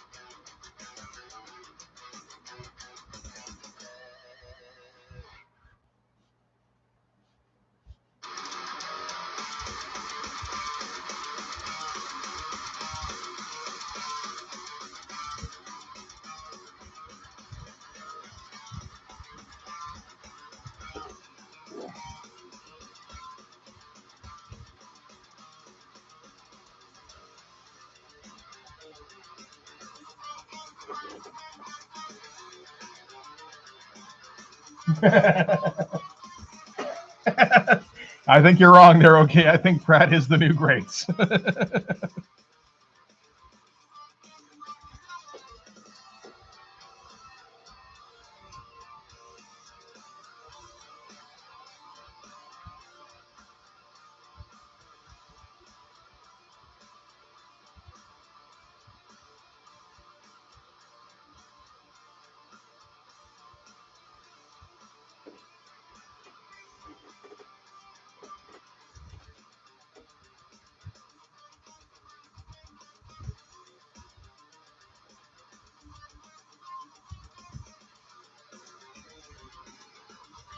This panel is so ridiculous because this literally was an office waiting room like 2 pages ago.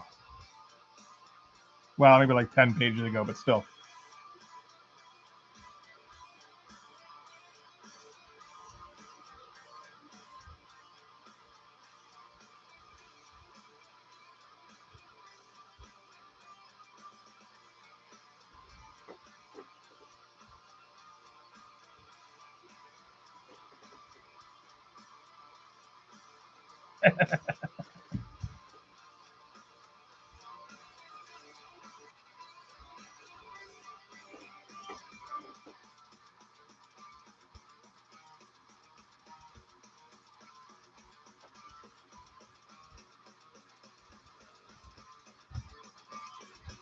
Yeah, Bokeem's not bad.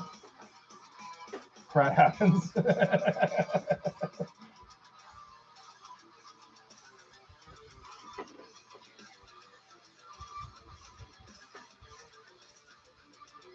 Who was the guy in Kiss Kiss Bang Bang? He was one of the. He was kind of a low level dude. I feel like I haven't seen him in anything again since. So he'd be all right. Maybe I'm just confusing him with that Bokeem guy too, though, or maybe like you made me think of him.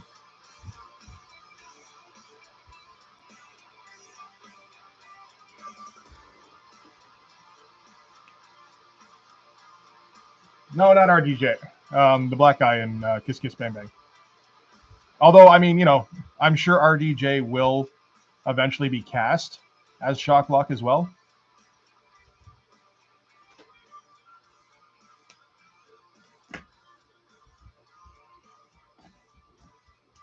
One day, RDJ will be all of us.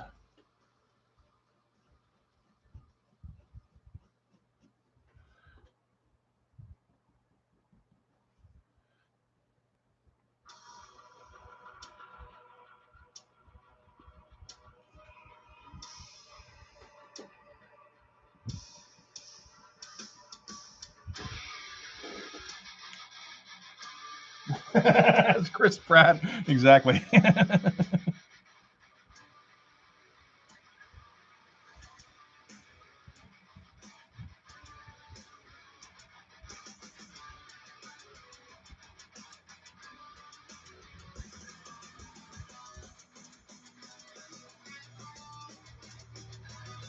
Robert Downey Jr. is Chris Pratt in Guardians of the Galaxy 4.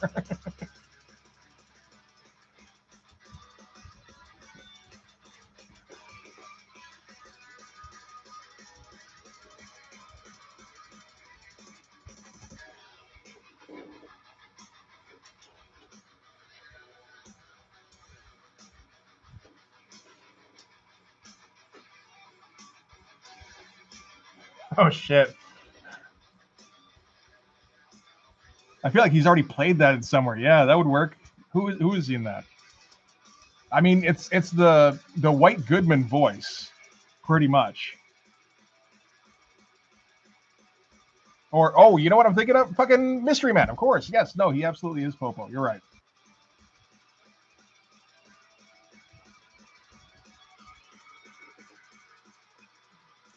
Hey, those are the same two I just said. All right, great minds.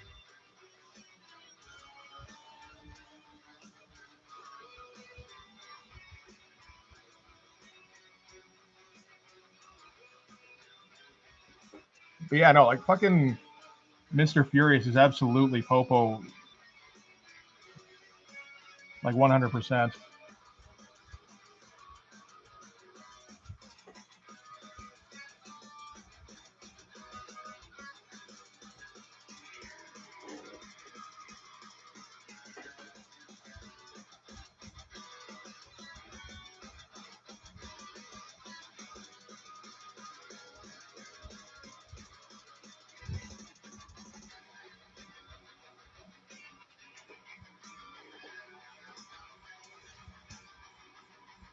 I think that is the guy, Rockman Dunbar.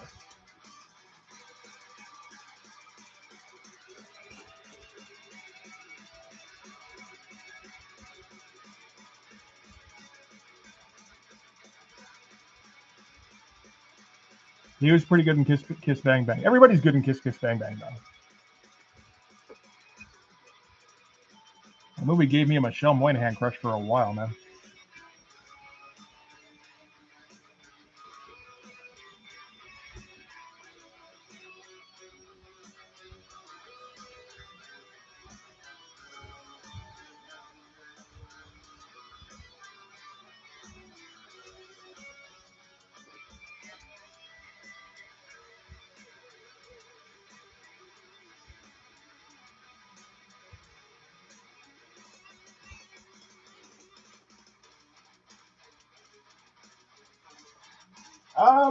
I mean, you don't actually need to put Stiller in a muscle suit if you're going back in time a bit. Like these days, yeah, you can't get the muscles anymore. But if you're going back to like early 2000s when he's doing the original Zoolander promos, that dude was fucking massive. There was a while there where Ben Stiller would just get buffed for every single one of his roles for no reason. I think just because he could.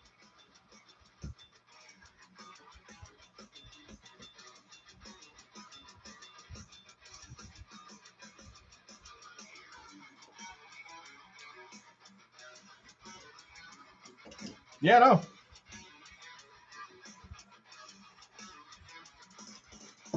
I mean, and the thing is, it usually added a bit to the movie. Like, I think about the shit he was doing that in was like obviously in Zoolander he's got to be ripped. Makes sense in Dodgeball.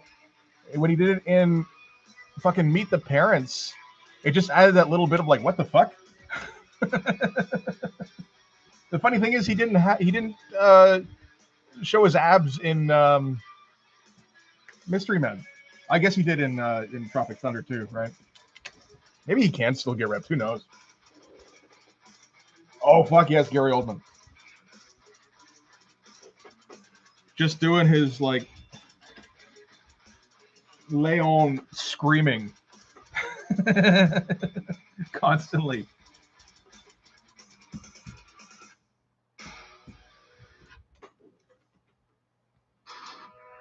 Crackish.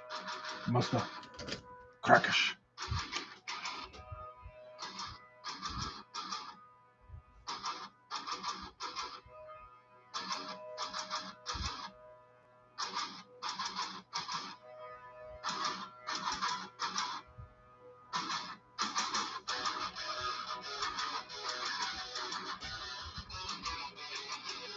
Oh, is that what we're doing? Okay.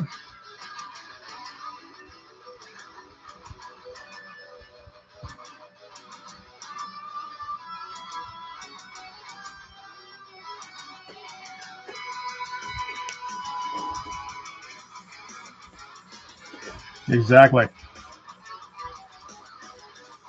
I miss 90s Gary Oldman sometimes. I mean, he's still an excellent actor, but like you're never going to get another his performance in State of Grace. You know? He's a little bit too old for that now.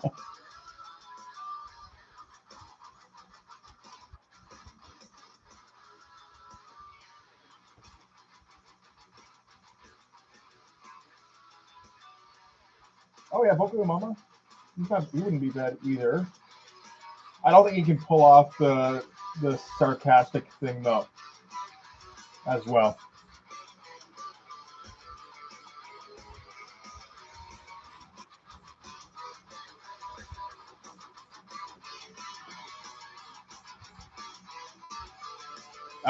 We don't know if Shock Block is bald. Shock Block has never taken off his do-rag yet, although that does kind of increase suspicion, doesn't it?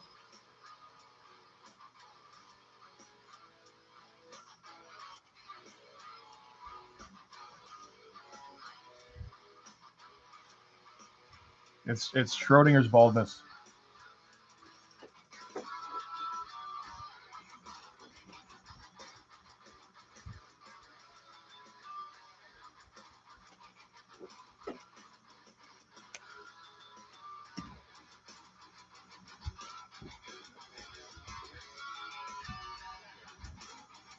Maybe let these dry.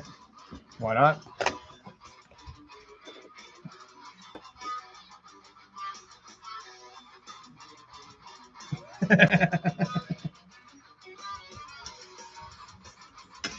Every once in a while, I'll stop and be like, Gary?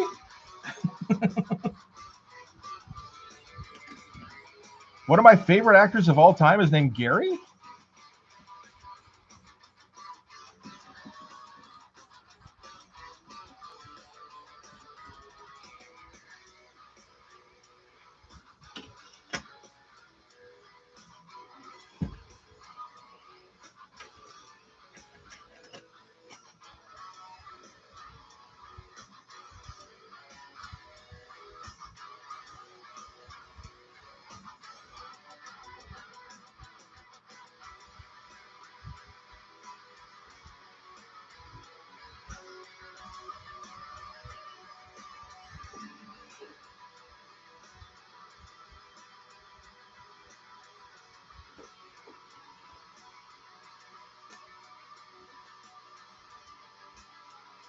Yeah, it's you know, it's the Black Void room. It may not be a Black Void the next time we see it, so that is something to consider.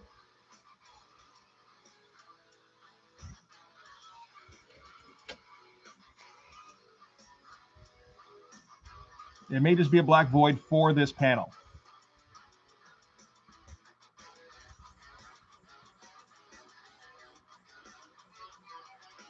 Nah, it doesn't need to be like that.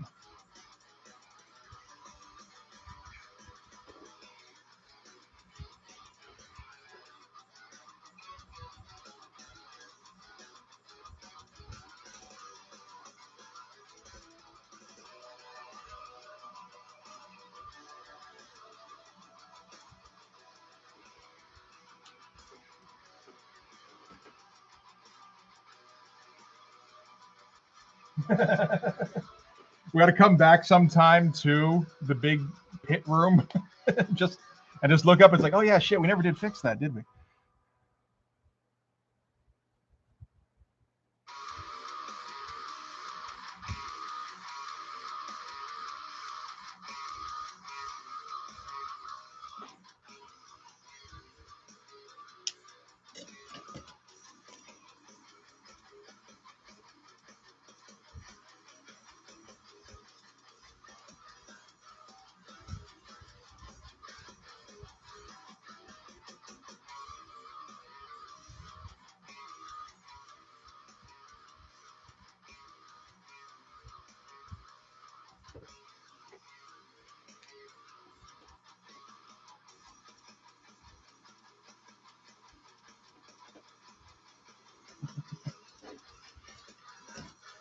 So let's see. So this is going to be all speed lines for the most part.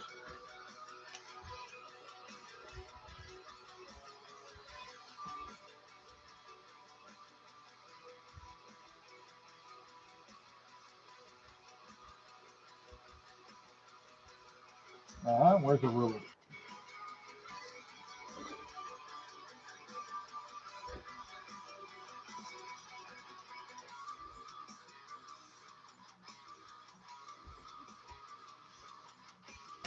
He could do it for sure. I'll cast Bruce Campbell at anything that has a comedic element anyway.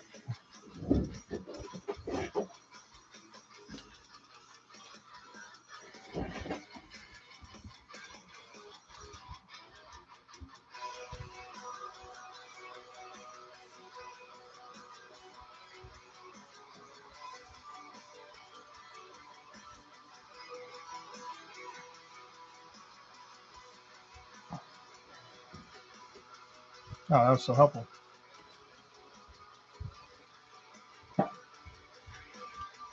There's so much smudging going on in this page panel.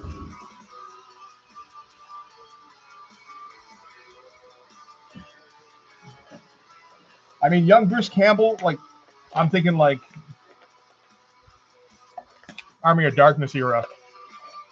For Hochstadt works too. Like, quite well, I think.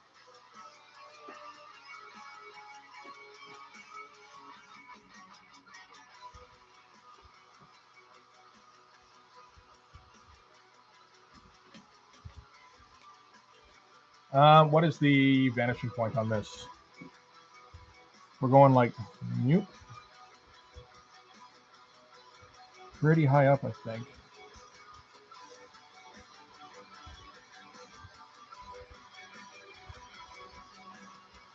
It's right around here.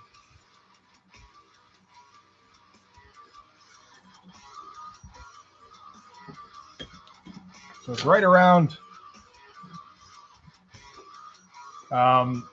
Gun Show's ear here.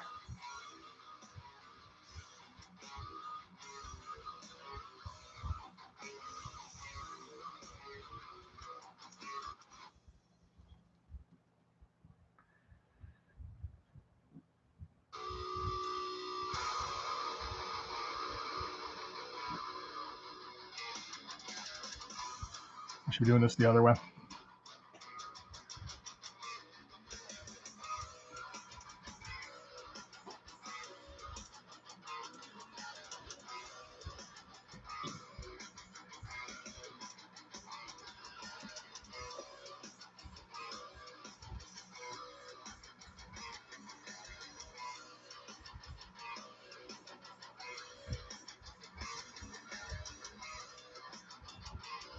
I'm not looking at you anyway. Okay.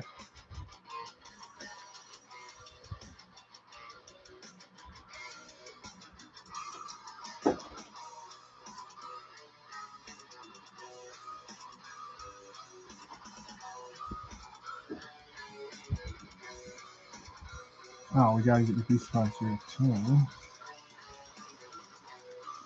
Come on.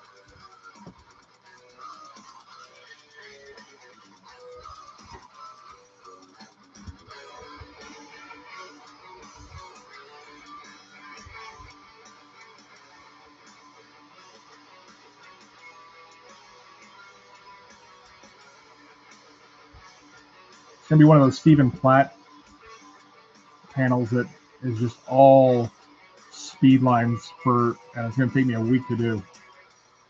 My hand is gonna be a shriveled wreck by the end of it.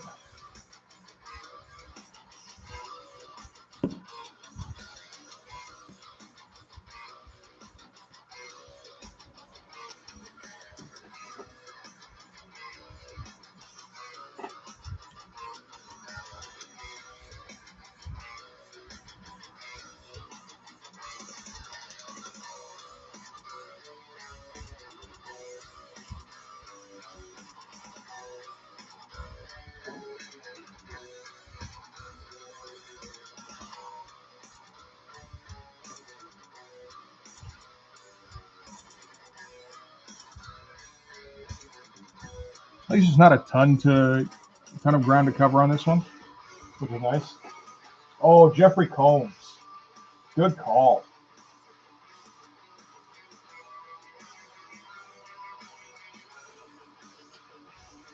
I don't know, because I think if you hear Ryan Reynolds' voice, it's going to take away any attempt at gravitas. That's the one.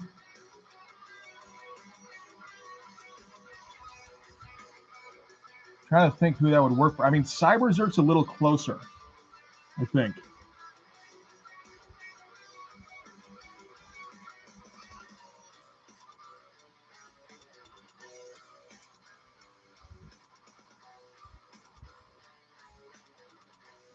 If we're going to put Ryan Reynolds in it at all. I've also got kind of Ryan Reynolds fatigue.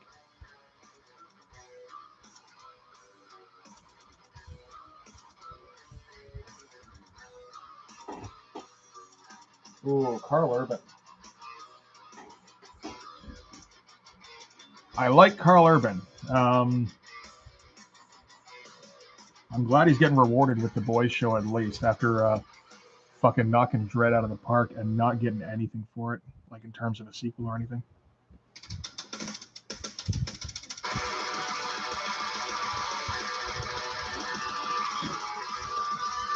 Shit, where do the speed lines end now?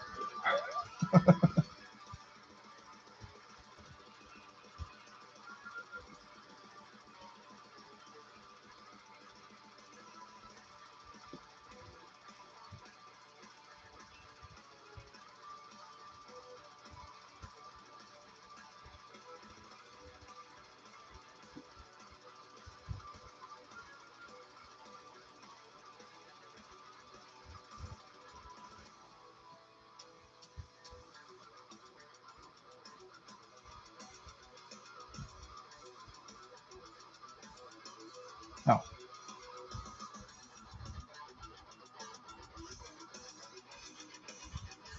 The best part of seeing a completely solid, of using a completely solid ruler, is when you accidentally draw through what you're trying to outline.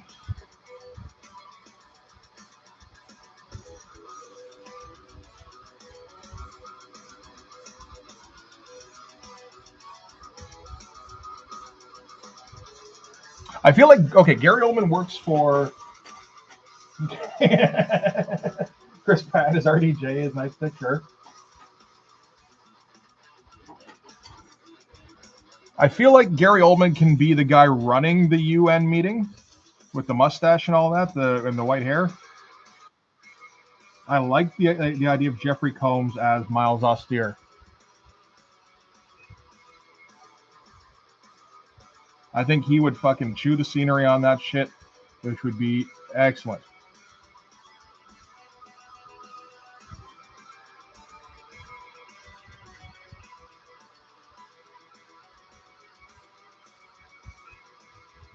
I mean, you know, Gary Oldman can definitely chew the scenery, but I feel like he'd try to be too subtle about it these days.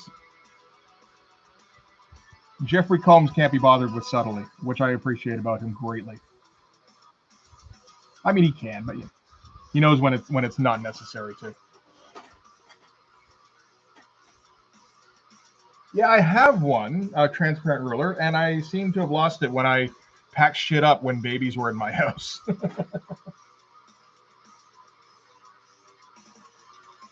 Steve Zahn as Fireburn isn't the worst idea.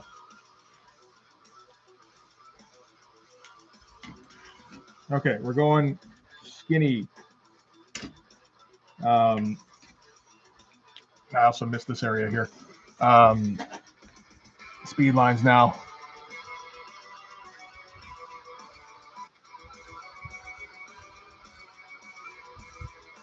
Oh, shit. What's up? Off center there.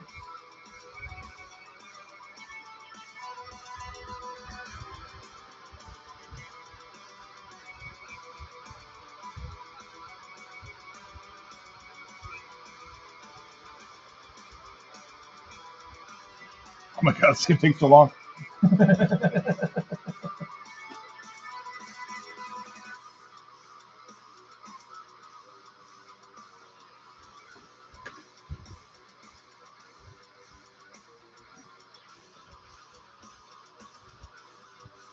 And for John, Burnout from Gen 13 is actually a pretty good parallel for Fireburn.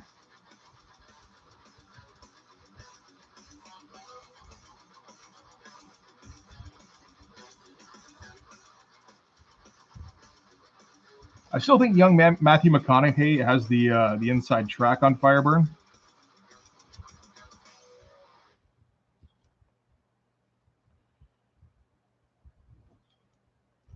Okay, let's just do it like this here. That works so much better.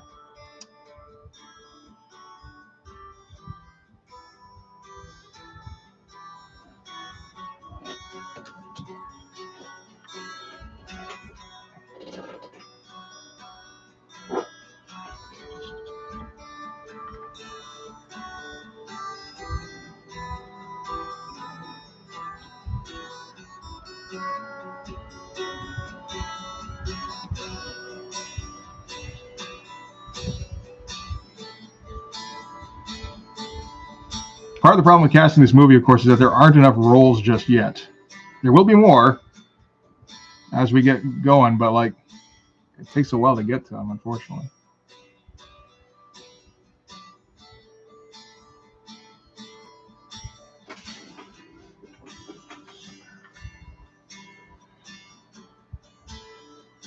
Why are we? We're listening to fucking Hotel California. This is supposed to be a metal mix.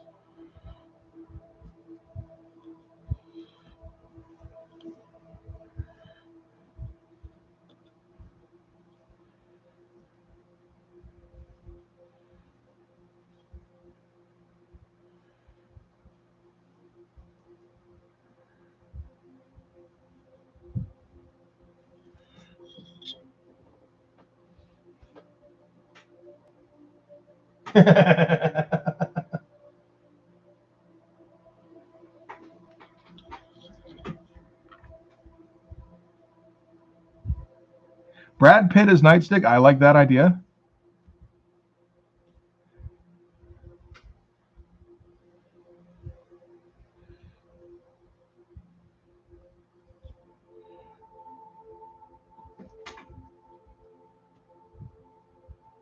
Okay, what is this, fucking Enya? Are we out of metal? Holy shit.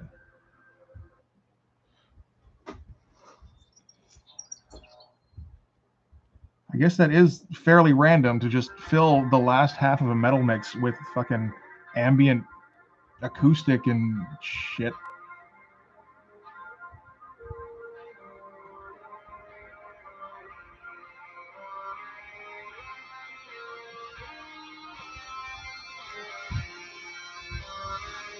I don't exactly have anything against Enya, but like there's a time and a place, you know? And it's usually right before fucking Ready or Not.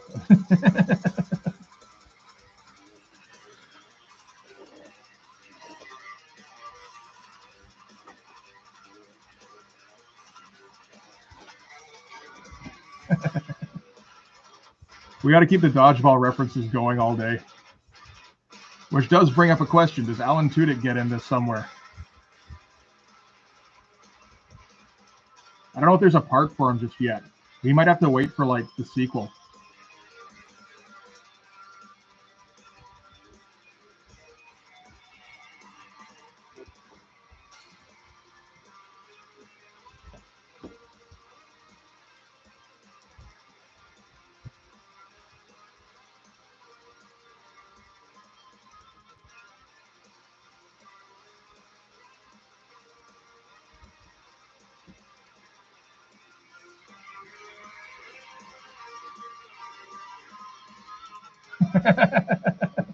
Well, you know, we can have him in the we can have Terry in the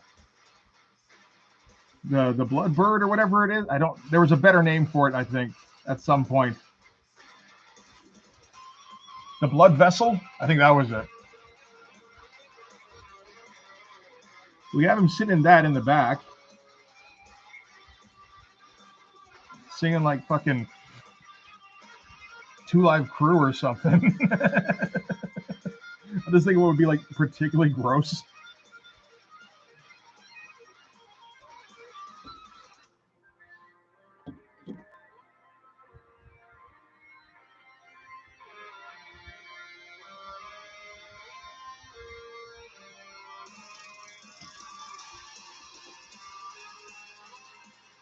Lisa Marie. Ooh. Like Ed Wood Lisa Marie, eh? That's an idea.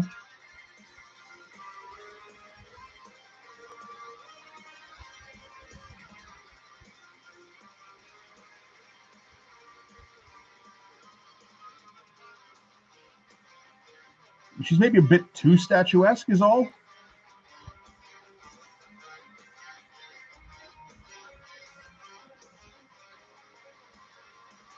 Where you're almost like, okay, should we be making a movie with her, or should we be getting her some help? Right, Mars Attacks, all that.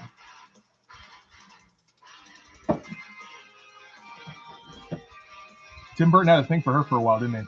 Like he's always got his guys that he has to use over and over.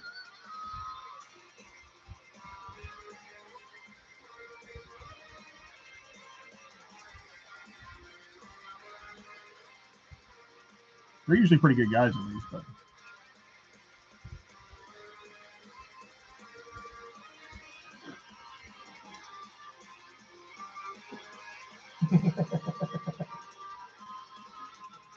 No, sorry, man. I can't get on the Jamie Lee Curtis train.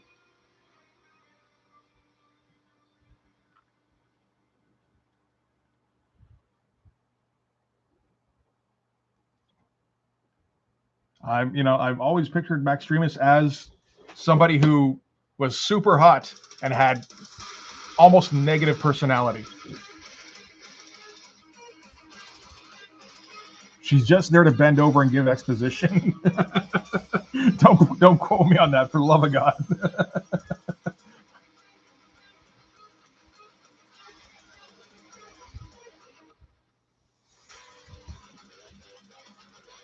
I feel like Jamie Lee Curtis has way too much personality for that kind of shit.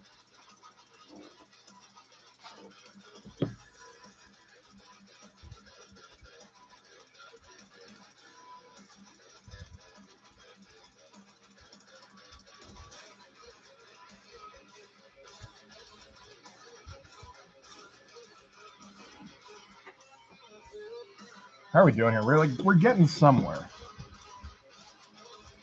I feel like some of this I can do without the ruler.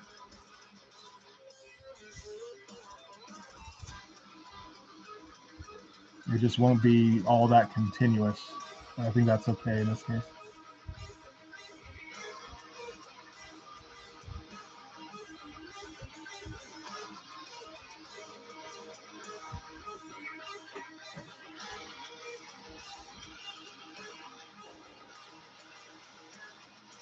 Yes, exactly. Super hot, nothing between the ears. That sounds like Maxtremus.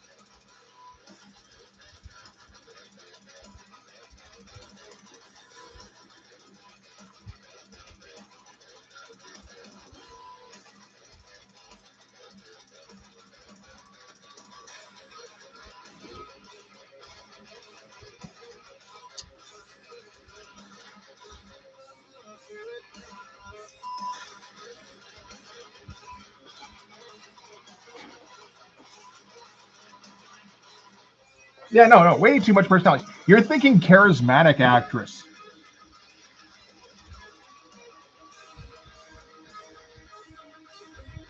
Way too like if you were casting a real film instead of a parody. Like you got to think more like Denise Richards, only maybe not as just like I don't know, obvious.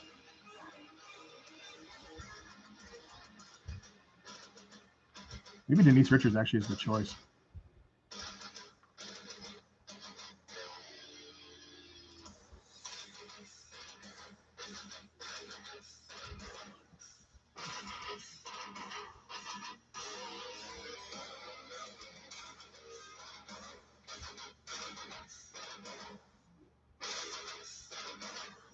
I do like that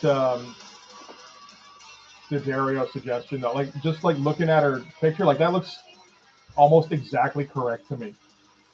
Just like the way her face looks.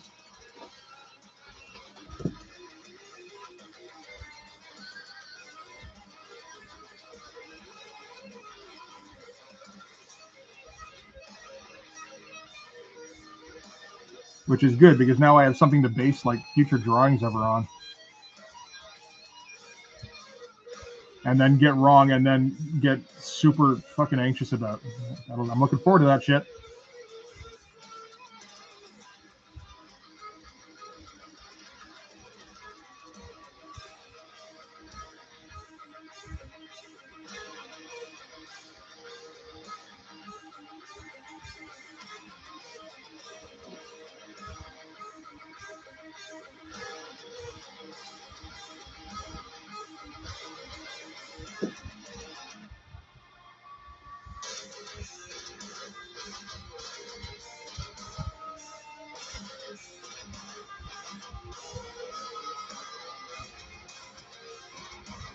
Fucking just go.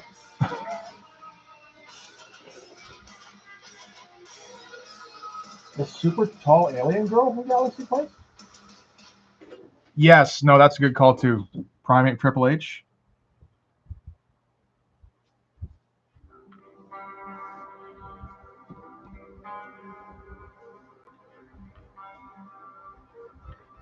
I don't remember who we had set aside for a gun show now before, but that's a tough one to argue with, really.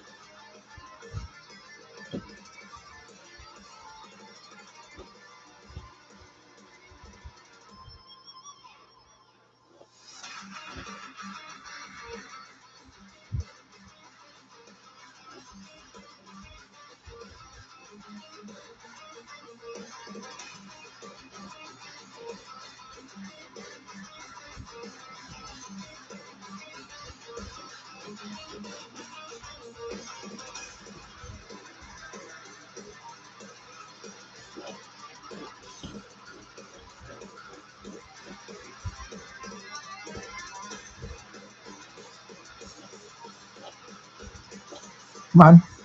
I gotta actually get the fucking pen on the paper here.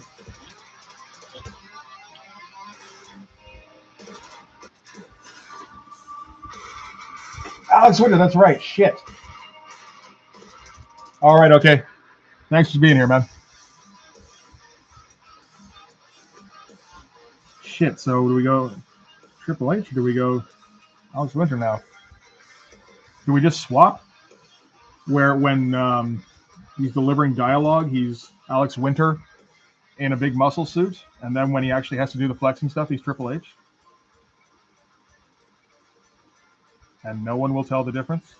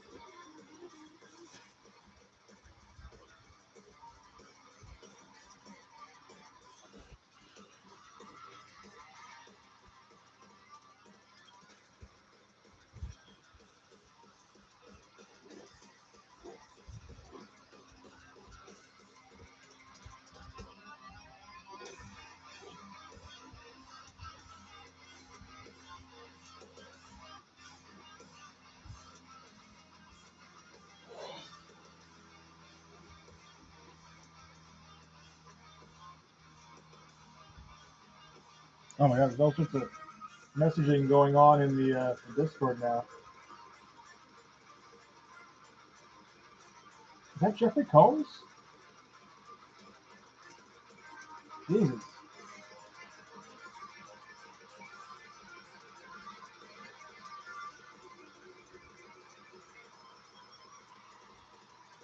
Man.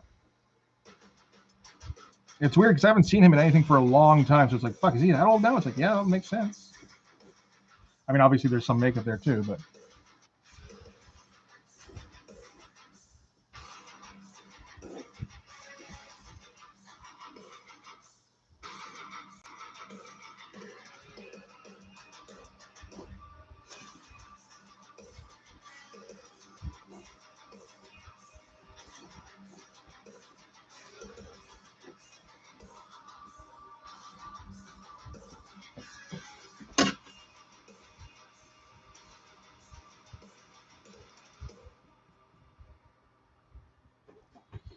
Almost there.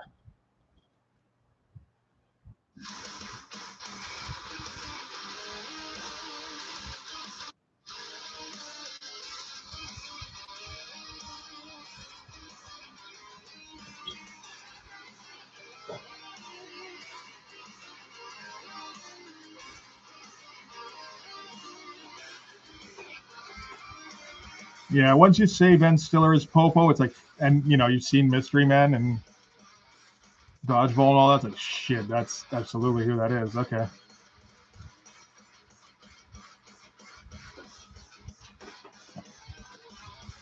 And now, I want to fix up some of this lightning stuff and get rid of the holding lines.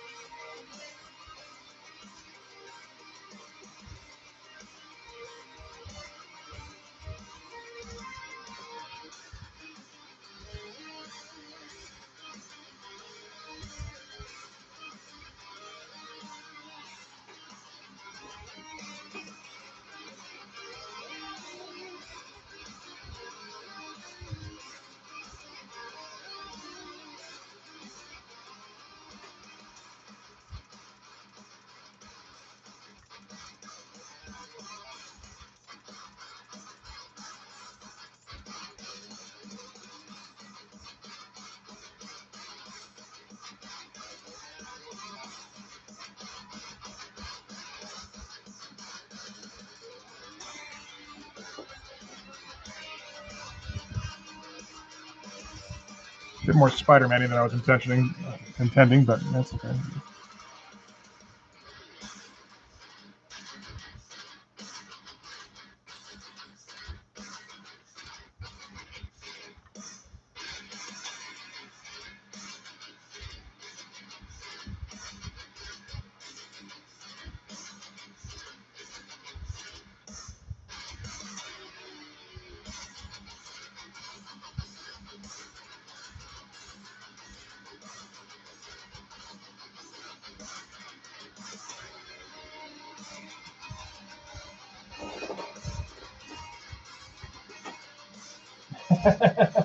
Sounds good. Okay. Oh, that's an interesting one. Waiting for Godot. All right, I never actually read that, but that works for me. And I just, you know, more of Alex Winter and Keanu working together is always good.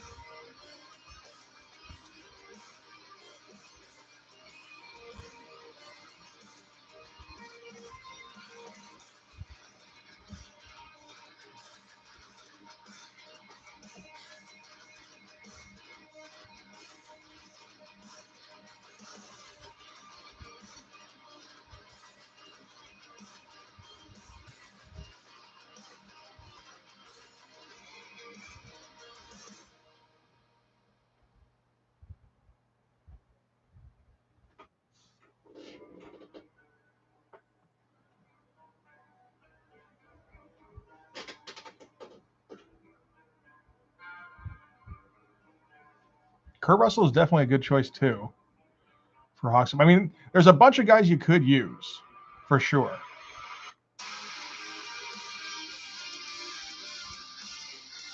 This needs to be fixed a little bit too. Oh.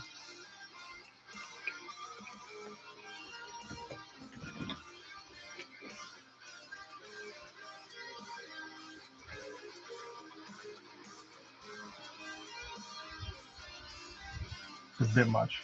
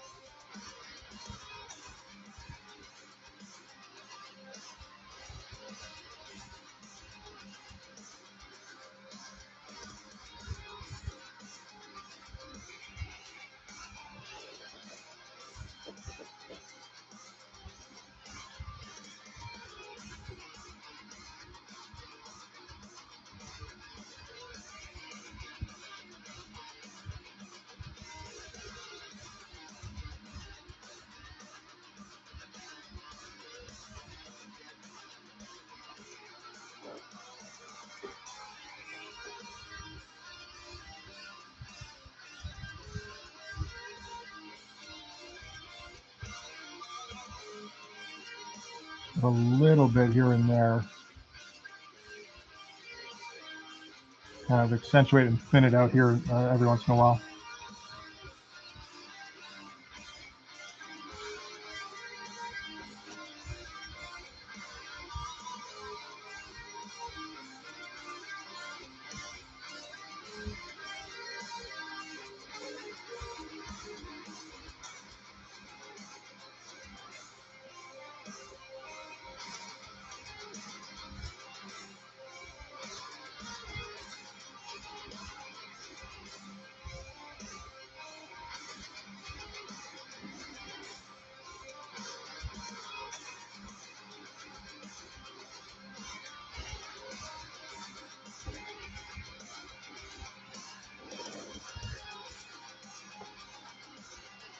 Yeah, it's a good call. I'm glad somebody was taking notes because it sure as shit wasn't me.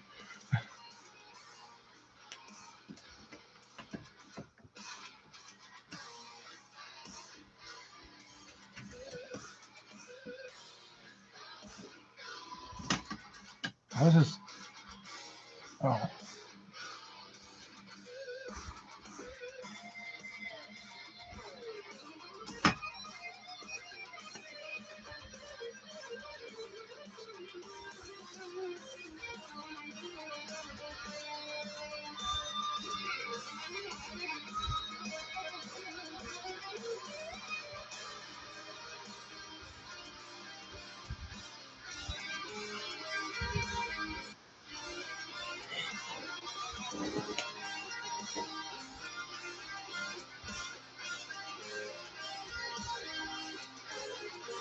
I mean, it's hard to say Kurt is too crazy or is too laid back for Popo. I don't know. I mean, if you watch Escape from New York, that's pretty close. That's where a lot of that shit comes from, for Christ's sake.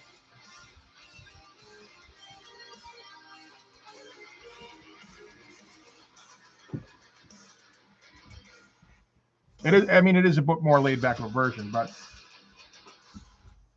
and I guess the question is whether or not he can bring the manic energy. And I mean, I don't know. Did you see Death Proof? I could see it. Oh, are we talking about for Hawkstep, aren't we? Shit. Oh no. Okay, I know. I'm on the right. I'm on the right track.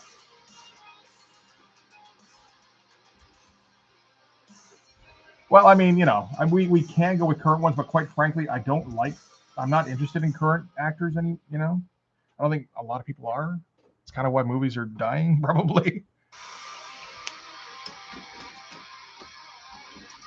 Okay, I think that'll have to do it for this one.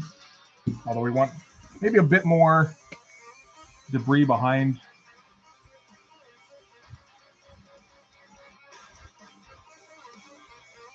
fire burn here.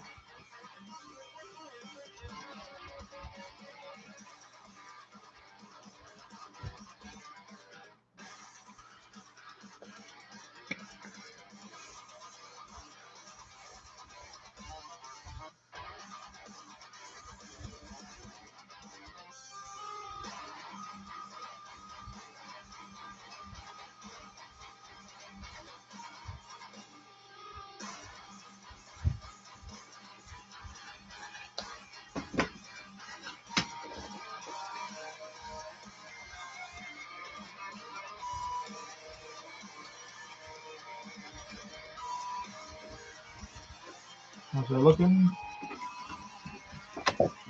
Up here. Pretty good. He looks pretty badass, which is a twist for Fireburn. He doesn't usually get there. Okay.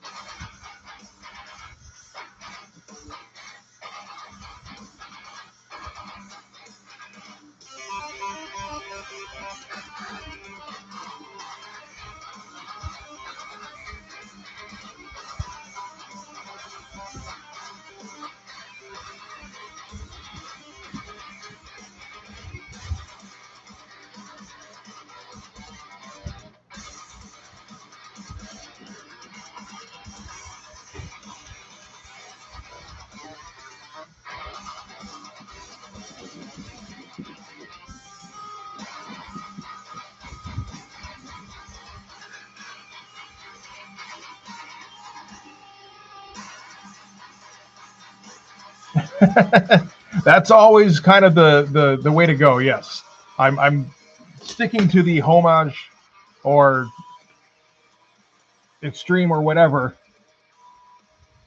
formula of you don't properly shade a crotch. It's just not done. Oh, that's shit. I got that completely wrong. This is the fucking panel border here. This is okay. More whiteout it is.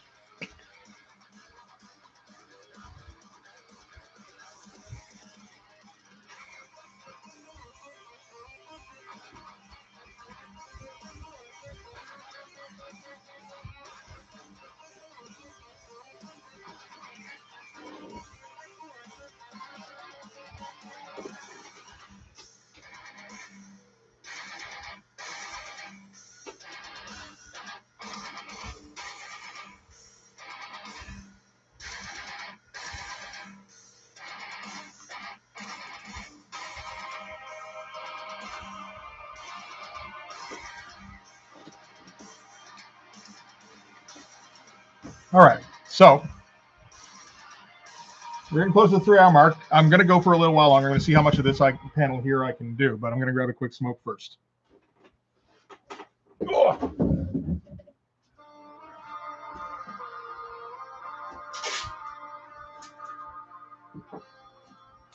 Over here.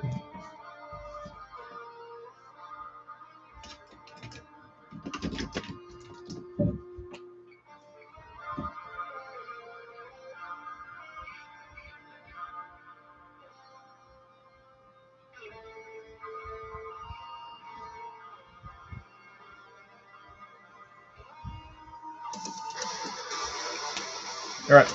Be right back.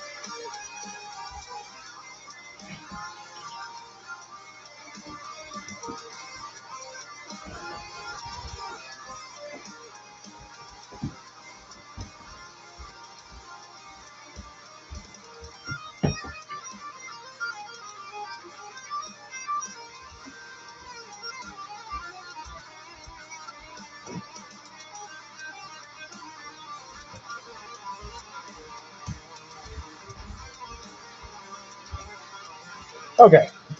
Oh, right.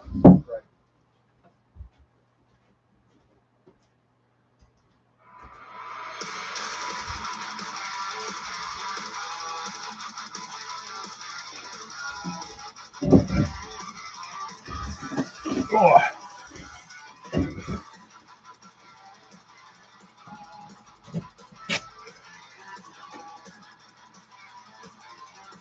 Okay. The fish thing was. I think one time I put 5-ish minutes, and I think it was Monty read that as fish. And it's never 5 minutes. It's usually more like 7 or something. But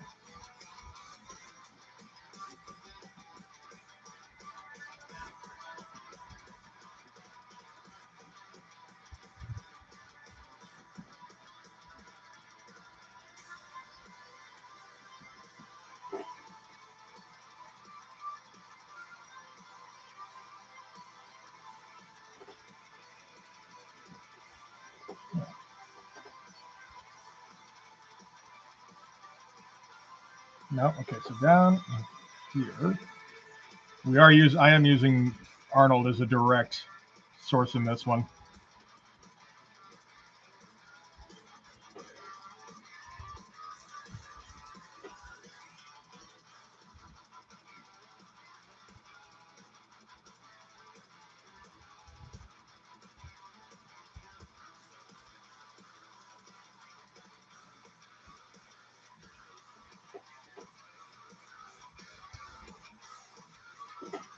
Well, that's the thing. I mean, like if somebody stops in and they see back in 5 minutes, I figure, okay, so they probably go, okay, maybe he'll be right back, and then it's a little bit longer than that. But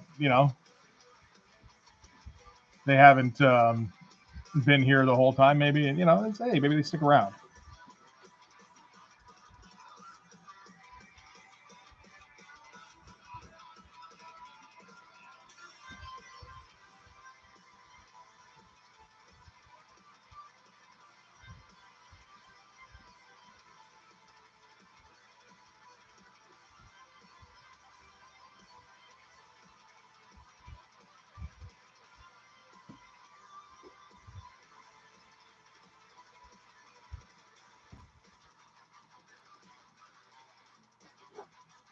I mean, you don't get a whole lot better, right, than like Mr. Olympia era Arnold for a muscle look.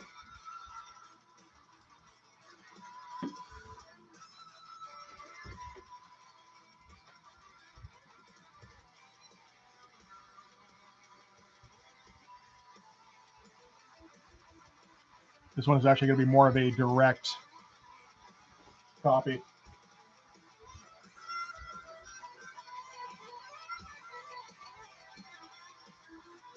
Where he's doing like a lat flex.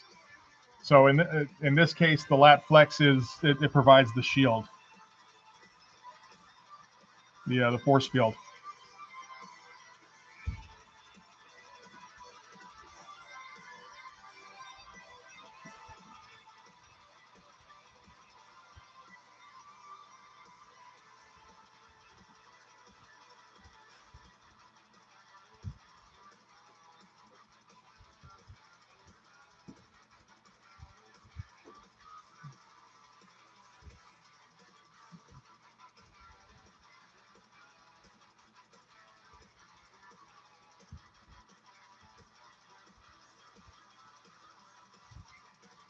Whereas,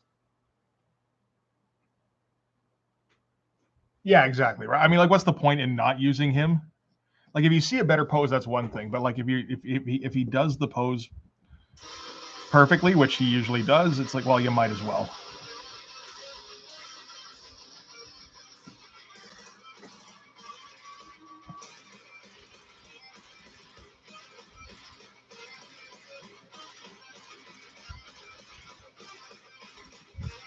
And then the Hulk Hogan, double bicep pose here. That's the AOE attack.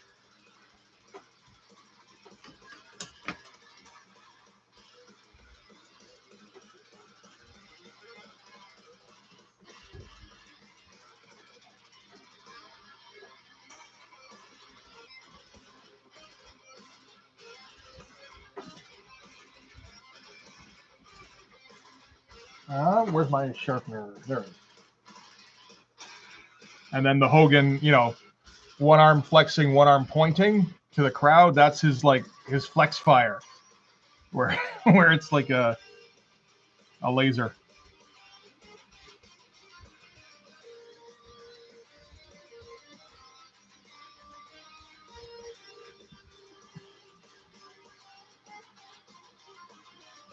Oh, what the Arnold poses, or just the what the different attacks are? I have those memorized. It helps that he's used most of them now, so I can reference them if I need to. But like, no, it's I only know so many poses anyway. Come on.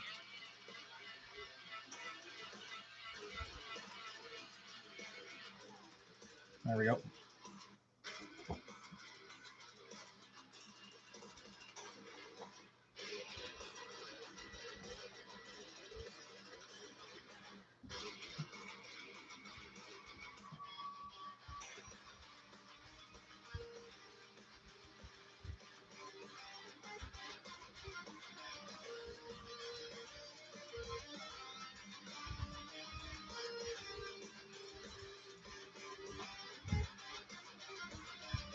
Kind of want to have him like screaming here, actually.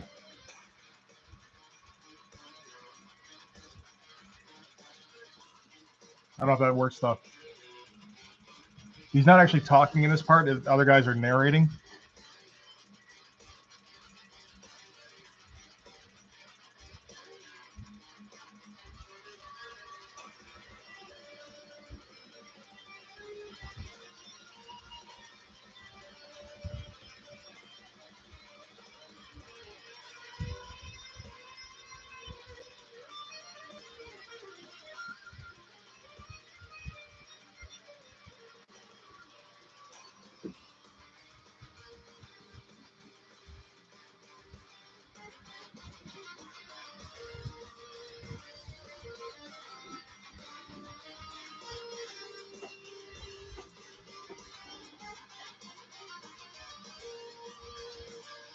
Not a whole lot, at least not to.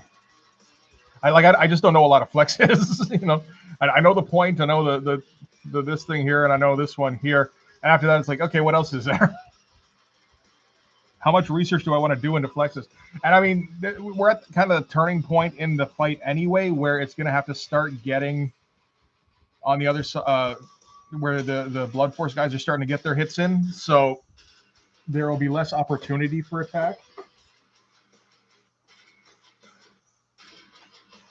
I think I got like one more in me. I'm not sure what it is though offhand. I gotta check the script again. I wrote it all down.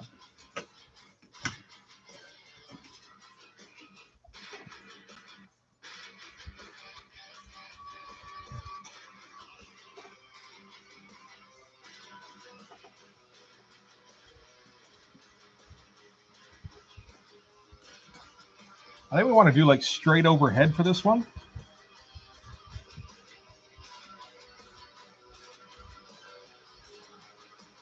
Which doesn't exactly jibe with what's been going on up until now, but I don't give a shit. I think it looks better.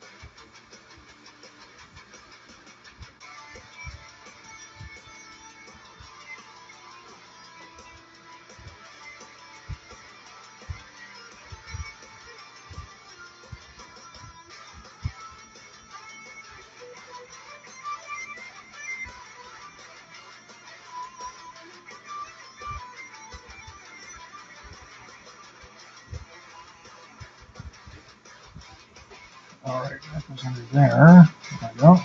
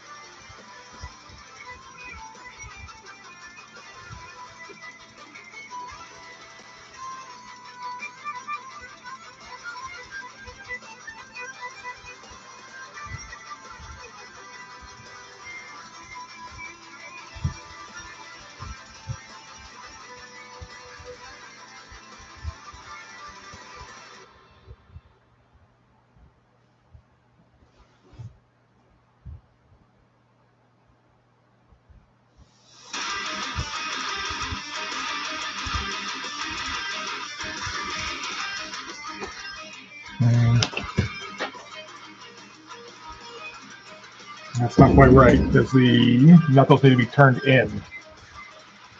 Where the fuck did that go? There we go. Okay, well, we'll fix that after.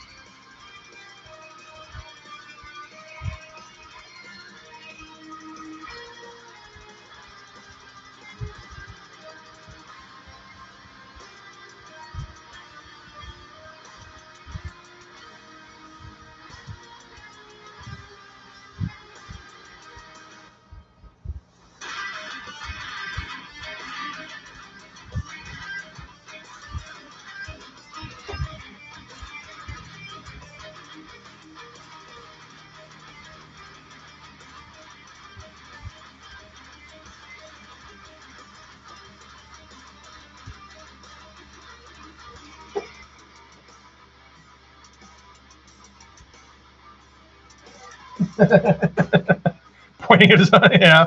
That would actually kind of work, wouldn't it?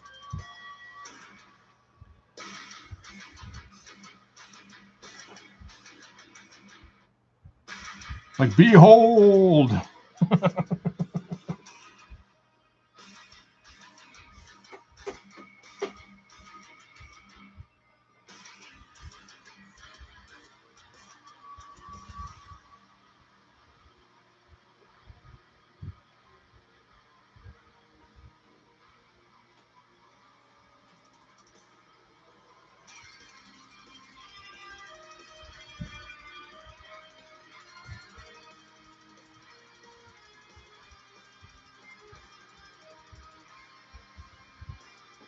it is nice writing a book where you just like suggest some ridiculous shit and you're like, oh, that's a good idea.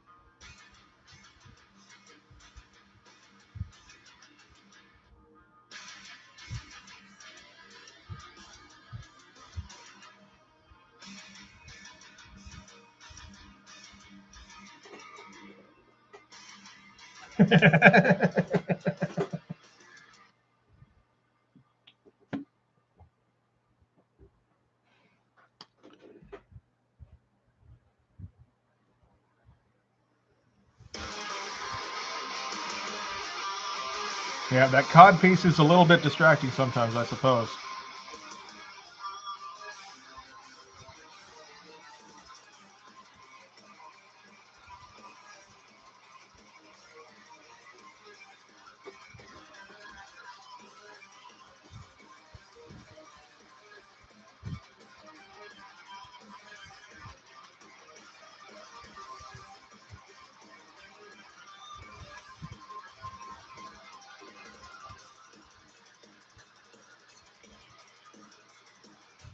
Did I draw his feet yet?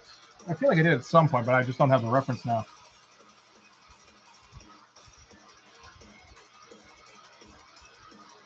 Oh, right, because yeah, I did too. Hang on. Maybe I can find it. Hang on. Maybe I can find it. Maybe I can find it quick.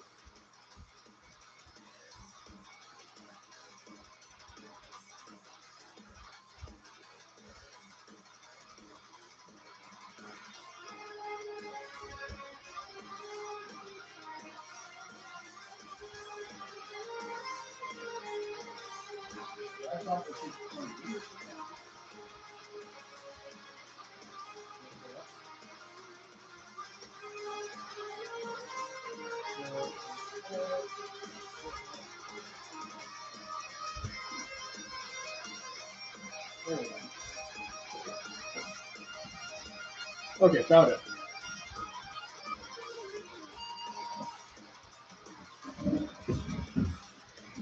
Ugh.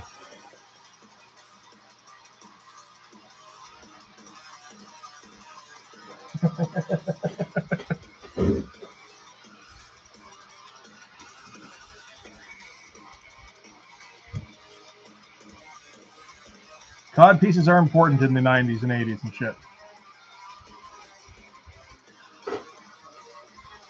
Oh, he's got like fucking knee pads too. Everybody's got knee pads.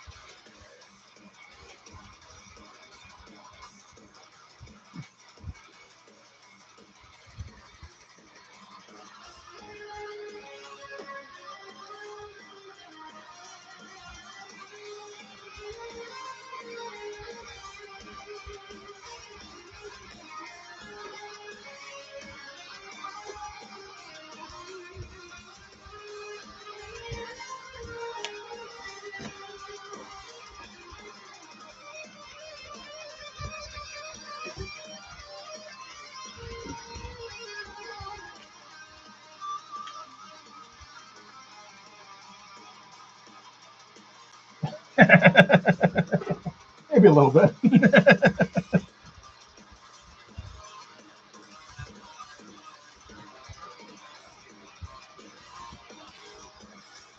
Look, I mean, when you're in the presence of greatness, you got to recognize sometimes, right? Even if he's shooting lasers at you.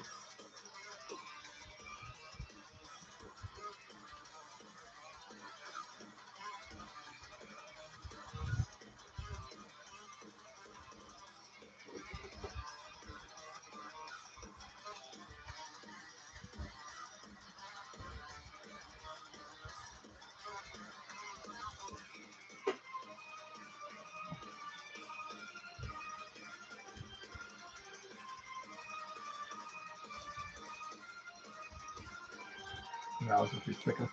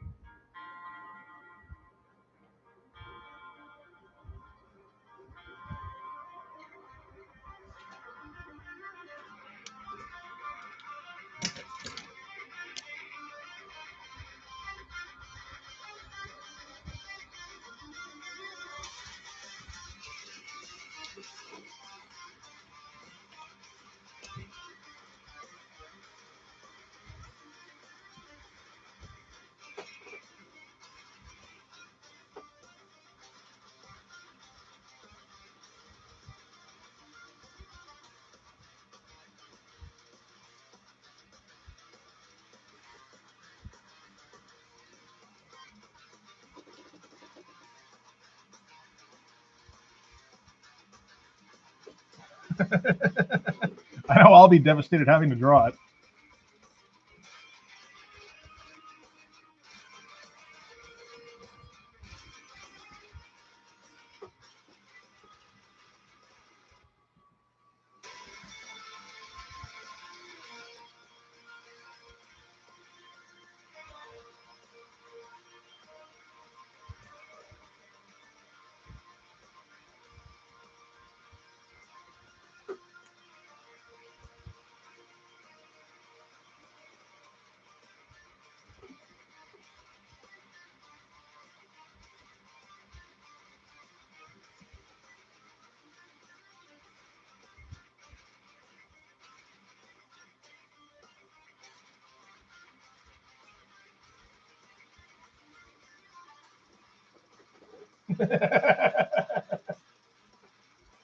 Hey, okay, welcome back. I'm still going. For the moment, at least.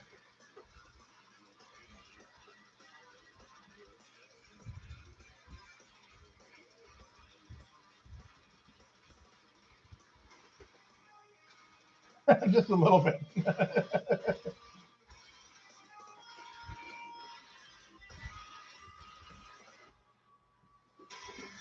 I mean, I'm like constantly drawing this guy's fucking package. It kind of, I guess there was unavoidable, really. It wasn't really something I considered when I designed him. And now it's like, okay, here we go.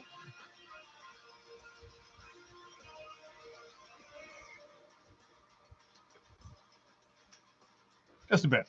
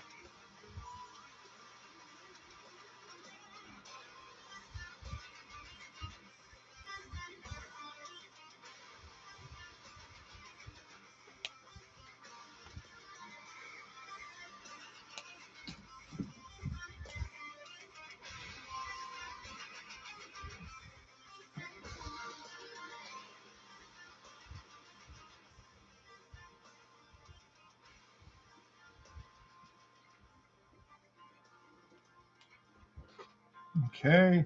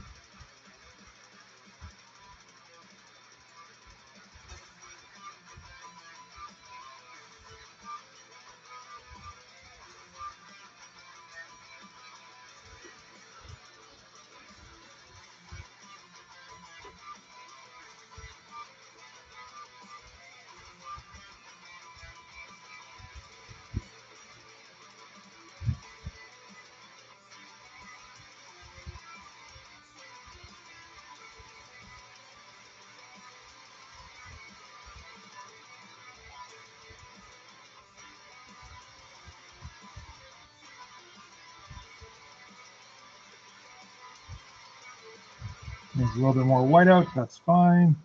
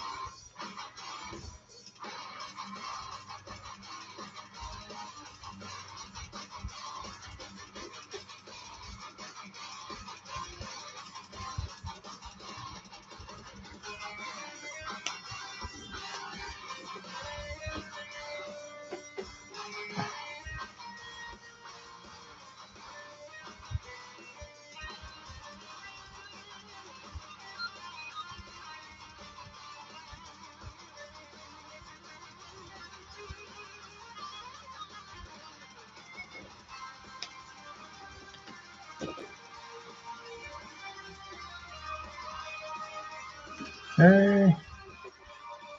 Well, I mean, I might be able to finish this up today, actually. That'd be kind of sweet.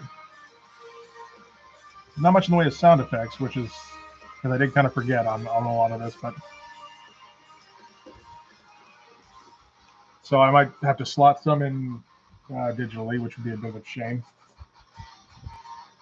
But what can you do?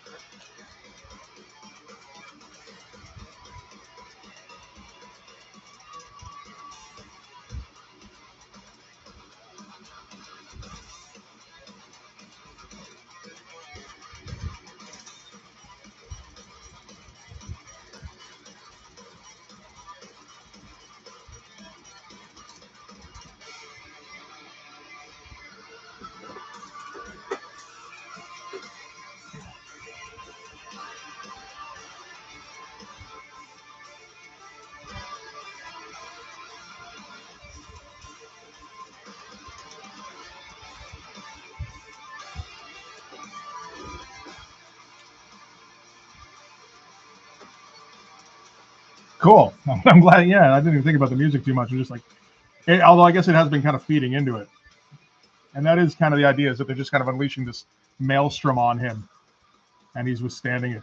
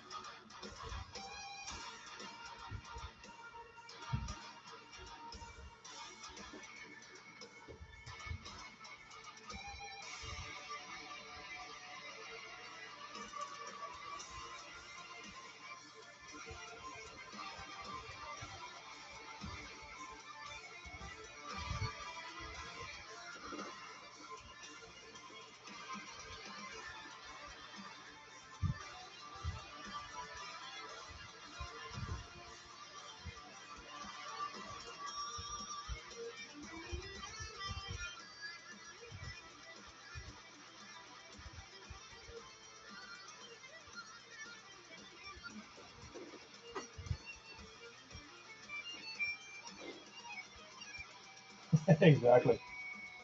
All right, Raven. Thanks for stopping by, man. Always a good time.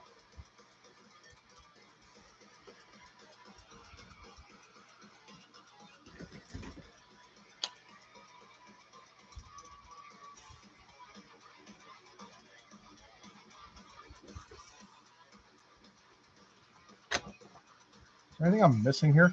We still got to fix that hand a little bit, but we're going in with the whiteout after. So This can still stay. Let's get rid of some of the pencils so that I'm sure nothing got missed.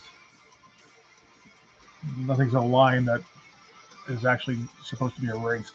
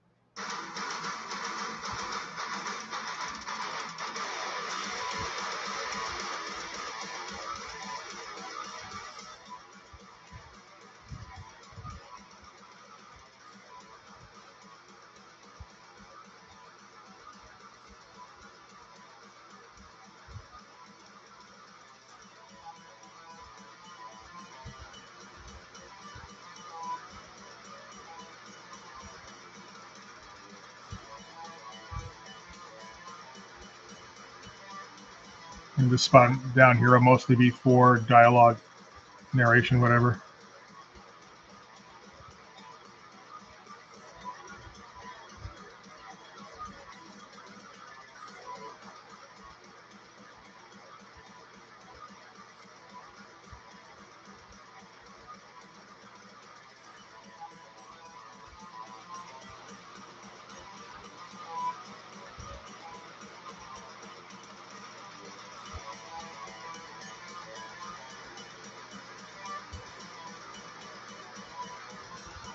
Okay.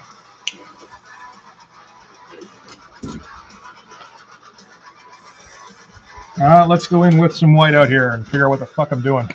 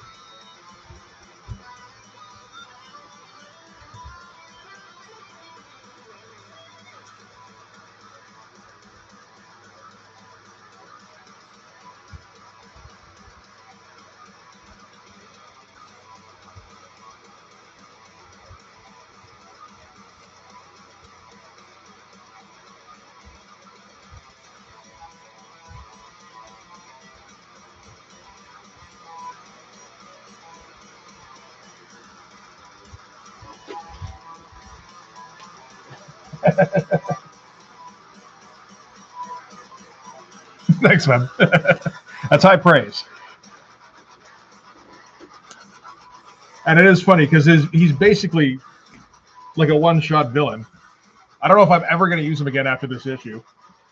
I assume in some capacity he'll show up because he's a little too good to not come back to at some point.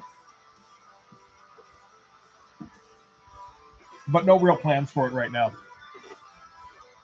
So let's make him like this incredible fucking threat and then just never go back to him. That seems about right.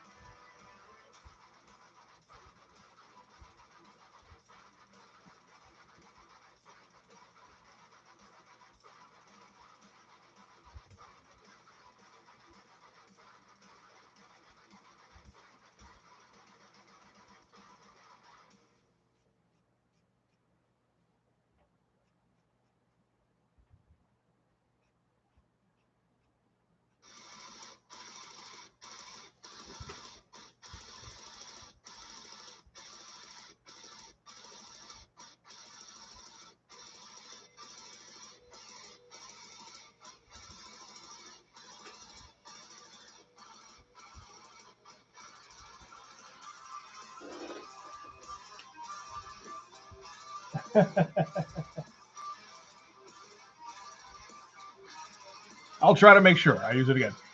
Between Eric Stevenson and Eric Silvestri, I guess I prefer Eric Stevenson because his stuff is funny. It's that kind of bad.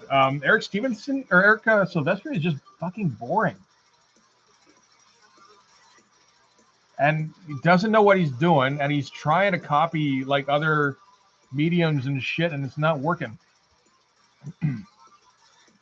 It's kind of a drag to read, particularly when it's the other thing is that Eric Stevenson is usually accompanied by terrible artwork, whereas Eric Silvestri has fucking Mark.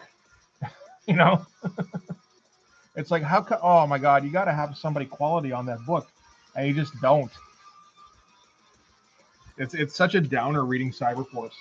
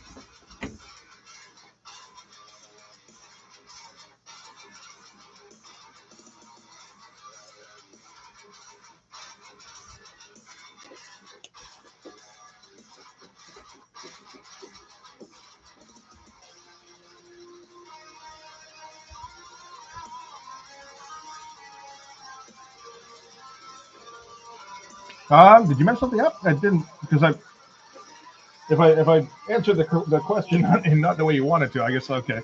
You can always try and reframe it, but it made sense to me, and that was my answer for that particular question anyway.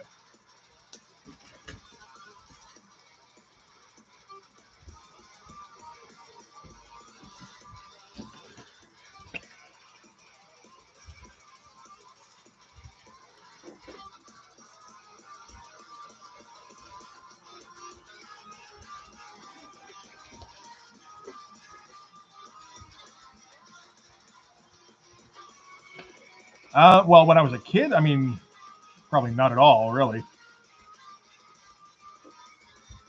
I was not very good at picking that kind of thing up. When I did the revisits, I mean, the first one was a pretty bad first step.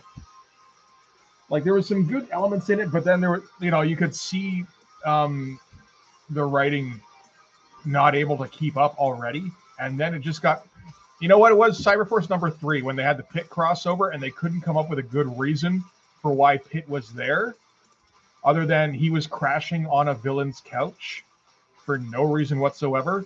That was like, okay, fuck this series. I was like upset during that revisit, and just like, like not like mad, just like, man, what? This is like this could have been a cool comic, and you just fucked it up.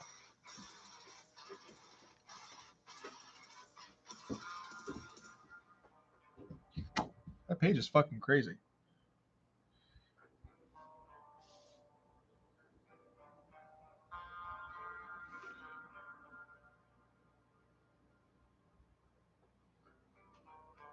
Damn, all right. I'm just kind of taking a look at it in the camera as a whole now, and it's like, fuck. All right. Now let's do it like this so the camera captures it, because that's kind of done.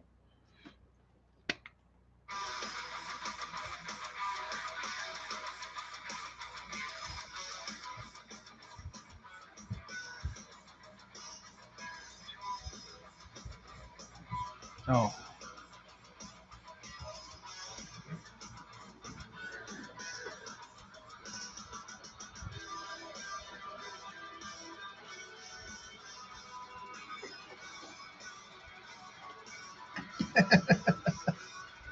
Either a story or interesting characters, kind of.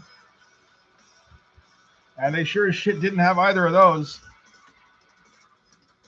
That was the thing. That was the big lesson I learned in the first wave of revisit videos. Was your art can be as cool as you like. If you don't have a decent story backing it up, it gets old in a fucking hurry.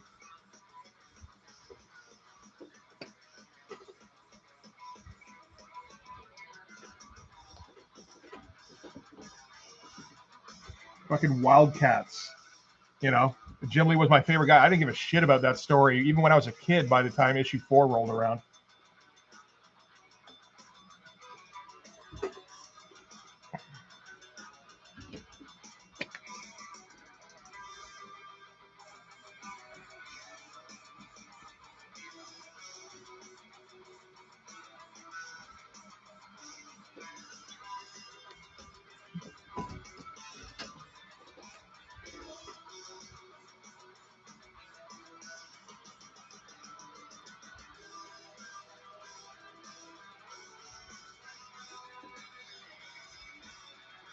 Oh, right. That's a good point, actually.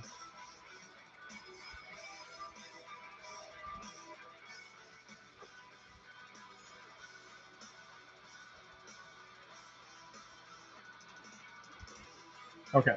So that is going to smear if I come anywhere near it. So I think that's officially the end of this page. All right. Right around the 4-hour mark, too.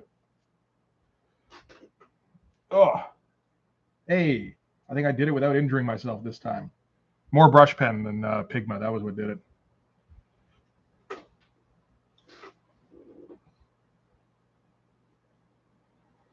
All right. Yeah, that turned out pretty good. Much better than I think the previous version would have. Anyway, so I guess I'm going to take off now. We got a few people still hanging around. Thank you, buddy. Appreciate it.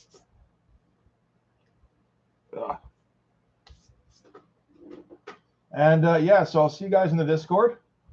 Thanks again for sticking around. Enjoy the rest of your Sunday. All right. Have a good one, guys.